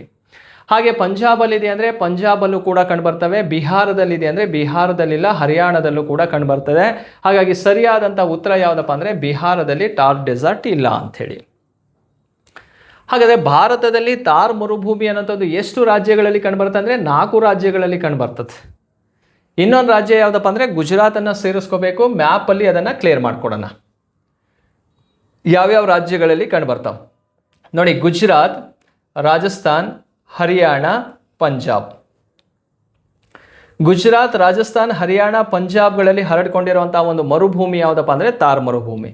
ನೋಡಿ, ಭಾರತದ ವಾಯುವ್ಯ ಭಾಗದಲ್ಲಿರುವಂತಹ ಥಾರ್ ಮರುಭೂಮಿ ಈ ರಾಜ್ಯಗಳಲ್ಲಿ ಹರಡಿಕೊಂಡಿದೆ ಅಂತ ಕೊಟ್ಟು ಬಿಹಾರ ಬದಲಿಗೆ ಮತ್ತೊಂದು ರಾಜ್ಯ ಯಾವ್ದು ಕೊಡ್ಬೋದಪ್ಪ ಅಂದರೆ ಗುಜರಾತ್ ಕೊಟ್ಟರೆ ಮೇಲಿನ ಎಲ್ಲವೂ ಕೂಡ ಸರಿಯಾಗತ್ತೆ ಆನ್ಸರು. ಕ್ಲಿಯರಾ? ಹಾಗಾದರೆ 4 ರಾಜ್ಯಗಳಲ್ಲಿ ಥಾರ್ ಡೆಸರ್ಟ್ ಇದೆ ಅಂದರೆ ಹೈಯೆಸ್ಟ್ ಏರಿಯಾ ಇರುವಂಥದ್ದು ಯಾವ ಸ್ಟೇಟಲ್ಲಿ? ರಾಜಸ್ಥಾನದಲ್ಲಿ ಕಂಡುಬರ್ತವೆ. ಹಾಗೆ ಥಾರ್ ಡೆಸರ್ಟ್ ಕೇವಲ ಭಾರತಕ್ಕಷ್ಟೇ ಸೀಮಿತ ಇಲ್ಲ. ಪಕ್ಕದಲ್ಲಿರುವಂಥ ಯಾವ ರಾಷ್ಟ್ರದಲ್ಲಿದೆ? ಇದು ಪಾಕಿಸ್ತಾನದಲ್ಲೂ ಕೂಡ ಕಂಡುಬರುತ್ತೆ. ಪಾಕಿಸ್ತಾನದಲ್ಲಿ ಪಂಜಾಬ್ ಮತ್ತು ಸಿಂಧ್ ಪ್ರಾಂತ್ಯಗಳಲ್ಲಿ ಕಂಡುಬರುವಂಥದ್ದನ್ನು ನೋಡ್ತೀವಿ. ಯಾವುದು ಡೆಸರ್ಟು? ಥಾರ್ ಡೆಸರ್ಟ್. ನೋಡಿ, ಇಷ್ಟು ಏರಿಯಾವನ್ನು ನಾವು ಥಾರ್ ಡೆಸರ್ಟ್ ಬಗ್ಗೆ ನಾವಿಲ್ಲಿ ತಿಳ್ಕೊಬೇಕಾಗತ್ತೆ. ನೆಕ್ಸ್ಟ್ ಕ್ವಶನಿಗೆ ಹೋಗೋಣ. ರಾಜು ಭಾರತ ದೇಶದ ಕೇಂದ್ರ ಭಾಗದಲ್ಲಿ ನಿಂತಿದ್ದು. ಭಾರತ ದೇಶದ ಎಲ್ಲಿದ್ದಾನವನು? ಕೇಂದ್ರ ಭಾಗದಲ್ಲಿ ನಿಂತಿದ್ದಾನವನು. ಭಾರತ ದೇಶದ ಕೇಂದ್ರ ಭಾಗದಲ್ಲಿ ನಿಂತಿದ್ದಾನೆ, ಮಧ್ಯದಲ್ಲಿ ಇದ್ದಾನವನು. ನಮ್ಮ ಕರ್ನಾಟಕ ರಾಜ್ಯಕ್ಕೆ ಬರಲು ಪ್ರಯತ್ನಿಸುತ್ತಿದ್ದಾನೆ. ಅವನು ಎಲ್ಲಿಗೆ ಬರಬೇಕಂತ ಅಂದ್ಕೊಂಡಿದ್ದಾನೆ? ಕರ್ನಾಟಕಕ್ಕೆ ಬರೋದಕ್ಕೆ ಪ್ರಯತ್ನ ಪಡ್ತಾ ಇದ್ದಾನೆ. ಆತ ಭಾರತದ ಈ ದಿಕ್ಕಿಗೆ, ಯಾವ ದಿಕ್ಕಿಗೆ? ಈ ದಿಕ್ಕಿಗೆ ಬಂದರೆ ನಮ್ಮ ರಾಜ್ಯ ತಲುಪುವವನು. ನಮ್ಮ ರಾಜ್ಯ ತಲುಪಬೇಕಂದ್ರೆ ಯಾವ ದಿಕ್ಕಿಗೆ ಬರಬೇಕು? ನೋಡಿ, ಕೇಂದ್ರದಲ್ಲಿ ಇದ್ದಾನೆ ಅವನು. ಕೇಂದ್ರದಲ್ಲಿದೆ ಅಂದರೆ ಅದನ್ನು ಮಾರ್ಕ್ ಮಾಡ್ಕೊಳ್ಳೋಣ. ಇದು ಸೌತು, ಇದು ನಾರ್ತು. ಓಕೆನಾ? ಇದಕ್ಕೆ ಸಂಬಂಧಪಟ್ಟಂತೆ ಈ ಭಾಗವನ್ನು ನಾವು ತಗೊಂಡಾಗ ಇದು ಯಾವ ದಿಕ್ಕಪ್ಪ ಅಂದರೆ ನೈಋತ್ಯ ದಿಕ್ಕು. ಹಾಗಾದರೆ ಕರ್ನಾಟಕ ಯಾವ ದಿಕ್ಕಿಗೆ ಬರಬೇಕವನು? ನೈಋತ್ಯ ದಿಕ್ಕಿಗೆ ಬಂದರೆ ಯಾವ ಭಾಗಕ್ಕೆ ಹೋಗ್ತಾನವನು? ಕರ್ನಾಟಕಕ್ಕೆ ಬಂದು ತಲುಪ್ತಾನೆ. ಇದಕ್ಕೆ ಸರಿಯಾದಂತಹ ಉತ್ತರ ಯಾವುದು ಅಂತ ನೋಡಿದಾಗ ನೈಋತ್ಯ, ಬಿ ಅನ್ನೋದು ರೈಟ್ ಆನ್ಸರ್ ಆಗಿರುತ್ತೆ. ಸೌತ್ ವೆಸ್ಟ್ ಕಡೆ ಬರಬೇಕು, ಇದೇ ತಾನೆ? ಸೌತ್ ವೆಸ್ಟ್ ಕಡೆ ಬರ್ತಾನವನು. ಸೌತ್ ವೆಸ್ಟ್ ಕಡೆ ಬಂದರೆ ಅವನು ಯಾವ ರಾಜ್ಯಕ್ಕೆ ಬಂದಂಗಾಯಿತು? ಕರ್ನಾಟಕಕ್ಕೆ ಬಂದಂಗಾಗತ್ತೆ. ನೋಡಿ, ಹಾಗೆ ಈ ಕಡೆ ಹೋದಾಗ ರಾಜಸ್ಥಾನಕ್ಕೆ, ವಾಯುವ್ಯ ದಿಕ್ಕು ಅಂದರೆ ರಾಜಸ್ಥಾನದ ಕಡೆ ಹೋದಂಗಾಗತ್ತೆ. ಸೊ ಈ ಕಡೆ ಬಂದ ಅಂದರೆ ಅವನು ಆಗ್ನೇಯ ದಿಕ್ಕು ಅಂದರೆ ತಮಿಳುನಾಡು ಕಡೆ ಬಂದಂಗಾಗತ್ತೆ. ಈ ಕಡೆ ಹೋದ ಅಂದರೆ ಬೇರೆ ಯಾವ್ದಾದ್ರು ಒಂದು ರಾಜ್ಯವನ್ನು ತೊಗೊಳ್ತೀವಿ. ಒಟ್ಟಾರೆಯಾಗಿ ಕರ್ನಾಟಕ ಅಂತ ಕೇಳಿದಾಗ ಯಾವ ದಿಕ್ಕಿಗೆ ಬರಬೇಕು ಅವನು? ನೈಋತ್ಯ ದಿಕ್ಕಿಗೆ ಬಂದರೆ ಅವನಿಗೆ ಕರ್ನಾಟಕ ಸಿಗತ್ತೆ. ನೆಕ್ಸ್ಟ್ ಕ್ವಶನಿಗೆ ಹೋಗೋಣ. ಶಾಲಾ ಶೈಕ್ಷಣಿಕ ಪ್ರವಾಸಕ್ಕೆ ಹೋದಾಗ ವಿದ್ಯಾ ಎಂಬ ವಿದ್ಯಾರ್ಥಿನಿ ತನ್ನ ತಾಯಿಗೆ ನಾವು ಈಗ ಜೋಗ್ದಲ್ಲಿದ್ದೀವಿ ಅಂದರೆ ಜೋಗ್ ಫಾಲ್ಸಲ್ಲಿ ಇದ್ದೀವಿ ಅಥವಾ ಜೋಗ್ ಜಲಪಾತದ ಸೌಂದರ್ಯವನ್ನು ಸವಿಯುತ್ತಿದ್ದೇವೆ. ಯಾವ ಫಾಲ್ಸಲ್ಲಿ ಇದ್ದಾರೆ ಅಂತ ಅರ್ಥ ಆಯಿತು? ಜೋಗ್ ಫಾಲ್ಸಲ್ಲಿ ಅವರು ಇದ್ದಾರೆ ಎಂದಳು. ಹಾಗಾದರೆ ವಿದ್ಯಾಳು ಕರ್ನಾಟಕದ ಈ ಪ್ರಾಕೃತಿಕ ವಿಭಾಗದಲ್ಲಿದ್ದಾಳೆ. ಯಾವ ಫಿಸಿಕಲ್ ಡಿವಿಷನ್ನಲ್ಲಿ ಕರ್ನಾಟಕದಲ್ಲಿ ವಿದ್ಯಾ ನೆಲೆಸಿದ್ದಾಳೆ ಅನ್ನೋದು ಗೊತ್ತಾಗಬೇಕು ನಮಗೆ. ನೋಡಿ, ಮಲೆನಾಡು ಅಂತ ಇದೆ, ಮೈದಾನ ಅಂತ ಇದೆ, ಕರಾವಳಿ ಇದೆ, ಯಾವುದೂ ಅಲ್ಲ ಅಂತ ಇದೆ. ಇದಕ್ಕೆ ನಾವು ಅರ್ಥ ಮಾಡ್ಕೋಬೇಕಂದ್ರೆ ಸಿಂಪಲ್ ಆಗಿ ಕರ್ನಾಟಕದ ಪ್ರಾಕೃತಿಕ ವಿಭಾಗಗಳ ಬಗ್ಗೆ ನಮಗೆ ಐಡಿಯಾ ಬೇಕು. ಹಾಗಾದರೆ ಕರ್ನಾಟಕದ ಪ್ರಾಕೃತಿಕ ವಿಭಾಗಗಳು ಅಂತ ತಗೊಂಡಾಗ ಕರ್ನಾಟಕ ಎಷ್ಟು ಪ್ರಾಕೃತಿಕ ವಿಭಾಗಗಳನ್ನು ಹೊಂದಿದೆ ಅಂದರೆ 3 ಪ್ರಾಕೃತಿಕ ವಿಭಾಗಗಳನ್ನು ಹೊಂದಿದೆ. ಫಸ್ಟ್ ಒಂದು ನೋಡಿ, ಇದು ಕೋಸ್ಟಲ್ ಪ್ಲೇನ್ ಅಂತ ಬರುತ್ತೆ, ಕರಾವಳಿ ಮೈದಾನ. ಇದೇ ಪ್ರಶ್ನೆ ಒಂದು ಯಾವ್ದಾದ್ರು ಓಮ್ ಬೀಚ್ ಅಂತ ಕೊಟ್ಬಿಟ್ಟು ಯಾವ ಪ್ರಾಕೃತಿಕ ವಿಭಾಗದಲ್ಲಿದೆ ಅಂದರೆ ಕೋಸ್ಟಲಲ್ಲಿ ಇದ್ದಾಳಂತ ಅರ್ಥ. ಓಕೆನಾ? ನೆಕ್ಸ್ಟ್ ನೋಡಿ, 2ನೇ ಭಾಗವನ್ನು ಮಲೆನಾಡು ಅಂತ ಕರಿತೀವಿ. ಮಲೆನಾಡು ಅಂದರೆ ಹಿಲ್ಸ್ಗಳು ಕಂಡುಬರ್ತವೆ, ಮೌಂಟೇನ್ಸ್ಗಳು ಕಂಡುಬರ್ತವೆ, ವಾಟರ್ ಫಾಲ್ಸ್ಗಳು ಕಂಡುಬರ್ತವೆ. ಹಾಗಾಗಿ ಈಗ ಇಲ್ಲಿ ಜಲಪಾತ ಅಂತ, ಜೋಗ್ ಜಲಪಾತ ಅಂದರೆ ಪಶ್ಚಿಮ ಘಟ್ಟಗಳ ಸಾಲಿನಲ್ಲಿ ಅಥವಾ ಮಲೆನಾಡು ಭಾಗದಲ್ಲಿ ನೆಲೆಸಿರುವಂಥದ್ದನ್ನು ನೋಡ್ತೀವಿ. ಅಥವಾ ಆ ಏರಿಯಾದಲ್ಲಿರೋದೆ ಈ ವಾಟರ್ ಫಾಲ್ಸ್ಗಳು. ವಾಟರ್ ಫಾಲ್ಸು, ಮೌಂಟೇನ್ಸ್ಗಳು, ಫಾರೆಸ್ಟ್ ಅಂತ ಬಂತಂದರೆ ಯಾವ ಭಾಗವನ್ನು ಆನ್ಸರ್ ಮಾಡ್ತೀವಿ ನಾವು? ಮಲೆನಾಡು ಅಂತ. ಹಾಗಾಗಿ ಕೇಳಿರುವಂಥ ಪ್ರಶ್ನೆಗೆ ಸರಿಯಾದಂಥ ಉತ್ತರ ಯಾವುದಪ್ಪ ಅಂದರೆ ಮಲೆನಾಡು ಭಾಗದಲ್ಲಿ ನೆಲೆಸಿರೋದನ್ನು ನಾವು ನೋಡ್ತೀವಿ ಆ ಒಂದು ಹುಡುಗಿ. ರೈಟ್? ನೆಕ್ಸ್ಟ್ ನೋಡಿ, ಈ ಭಾಗಕ್ಕೆ ಬಂದಾಗ ಮೈದಾನ ಅಂತ ಕರಿತೀವಿ, ಇದನ್ನು ಪ್ಲೈನ್ ಅಂತ. ಈ ಪ್ಲೈನನ್ನು 2 ಭಾಗ ಮಾಡ್ಕೊಳ್ತೀವಿ, ನಾರ್ತ್ ಪ್ಲೈನ್ ಮತ್ತು ಸೌತ್ ಪ್ಲೈನ್ ಅಂತ ಹೇಳಿ. ಈ ರೀತಿ ಕರ್ನಾಟಕದ ಪ್ರಾಕೃತಿಕ ವಿಭಾಗಗಳನ್ನು ಎಷ್ಟು ಭಾಗಗಳನ್ನಾಗಿ ವಿಭಾಗ ಮಾಡ್ಕೊಳ್ತೀವಿ? 3 ಭಾಗಗಳನ್ನು ವಿಭಾಗ ಮಾಡ್ಕೊಳ್ತೀವಿ. ಒಂದು ಕರಾವಳಿ, ಇನ್ನೊಂದು ಮಲೆನಾಡು, ಮತ್ತೊಂದು ಯಾವುದಪ್ಪ ಅಂದರೆ ಪ್ಲೈನ್ ಅಂತ ಬರ್ತವೆ. ಈ ರೀತಿ 3 ಬಗ್ಗೆ ನಮಗೆ ನಾಲೆಡ್ಜ್ ಇತ್ತಂದರೆ ಇಂತಹ ಪ್ರಶ್ನೆಗಳು ಬಂದಾಗ ಯಾವ ಏರಿಯಾದಲ್ಲಿ ಇರುತ್ತೆ ಅನ್ನೋದು ನಮಗೆ ಕ್ಲಿಯರ್ ಆಗುತ್ತೆ. ನೋಡಿ, 12ನೇ ಪ್ರಶ್ನೆಗೆ ಸರಿಯಾದಂಥ ಉತ್ತರ ಯಾವುದಪ್ಪ ಅಂದರೆ ಮಲೆನಾಡು ಅನ್ನೋದು ರೈಟ್ ಆನ್ಸರ್ ಆಗಿರುತ್ತೆ. ನೋಡಿ ಸ್ನೇಹಿತರೆ, ಇವು ನಿಮಗೆ LBS 7th ಕ್ಲಾಸಿಂದು ಕ್ವಶನ್ಸ್ಗಳಾಗಿದ್ದಾವೆ. ಇನ್ನೂ ಹಲವಾರು ಪ್ರಶ್ನೆಗಳಿದ್ದಾವೆ. ಆ ಪ್ರಶ್ನೆಗಳನ್ನು ಮತ್ತೆ ಮುಂದಿನ ವಿಡಿಯೋದಲ್ಲಿ ಚರ್ಚೆ ಮಾಡೋಣ. ನೋಡಿ, ಒಂದು ಕ್ವಶನ್ಸ್ ಅಂತ ತಗೊಂಡಾಗ ಮಕ್ಕಳನ್ನು ಅಪ್ಲೈಡ್ ಮಾಡಿಕೊಂಡು ಪ್ರಶ್ನೆಯನ್ನು ತಗೊಳ್ಳುವಂಥದ್ದು. ಅಂದರೆ ಯಾರನ್ನಾರು ಒಬ್ಬ ವ್ಯಕ್ತಿಯನ್ನು ಆ ಭಾಗದಲ್ಲಿ ಇಟ್ಕೊಂಡು ಯಾವ ಪ್ರದೇಶದಲ್ಲಿದ್ದಾರೆ, ಹೇಗಿದೆ, ಯಾವ ಡೈರೆಕ್ಷನಲ್ಲಿದೆ, ನೋಡಿ ಈ ರೀತಿ ಬೇಸಿಕ್ ನಾಲೆಡ್ಜು ನಮಗೆ ಚೆಂದಾಗಿ ಗೊತ್ತಿರಬೇಕು. ತುಂಬ ಓದೋದಲ್ಲ, ಓದೋದ್ರ ಜೊತೆಗೆ ಅರ್ಥ ಮಾಡ್ಕೊಂಡು ಹೋಗಬೇಕಾಗತ್ತೆ. ಇವು ಅರ್ಥ ಮಾಡಿಕೊಂಡು ಕಲಿಬೇಕಾಗಿರುವಂಥ ಪ್ರಶ್ನೆ. ಇಂತಹ ಪ್ರಶ್ನೆಗಳೇ ನಿಮಗೆ ಮುಂದಿನ ಎಕ್ಸಾಮ್ಸಲ್ಲಿ ಬರೋದ್ರಿಂದ ಇಂತಹ ಕ್ವಶನ್ಸ್ಗಳನ್ನು ಚೆಂದಾಗಿ ವರ್ಕೌಟ್ ಮಾಡಿ ಕಾನ್ಸೆಪ್ಟನ್ನು ಅರ್ಥ ಮಾಡ್ಕೊಳ್ಳಿ. ಆ ಅರ್ಥ ಮಾಡ್ಕೊಳ್ತಾ ನಿಮ್ಮ ವಿಷಯದ ಜೊತೆಗೆ ಜ್ಞಾನವನ್ನು ಕೂಡ ಹೆಚ್ಚಿಸ್ಕೊಳ್ರಿ ಅಂತ ಹೇಳ್ತಾ, ಸ್ನೇಹಿತರೆ ಈ ವಿಡಿಯೋ ಇಷ್ಟ ಆದರೆ ಲೈಕ್ ಮಾಡಿ, ಕಾಮೆಂಟ್ ಮಾಡಿ, ಎಲ್ರಿಗೂ ಶೇರ್ ಮಾಡಿರಿ. ನೆಕ್ಸ್ಟ್ ಇದೇ ಕಾನ್ಸೆಪ್ಟಿಗೆ ಸಂಬಂಧಪಟ್ಟಂತಹ ಪ್ರಶ್ನೆಗಳನ್ನು ಮುಂದಿನ ವಿಡಿಯೋದಲ್ಲಿ ಚರ್ಚೆ ಮಾಡೋಣ ಅಂತ ಹೇಳ್ತಾ ಇಲ್ಲಿಗೆ ಇವತ್ತಿನ ಕಾನ್ಸೆಪ್ಟನ್ನು ಮುಗಿಸ್ತೀನಿ. Thank you.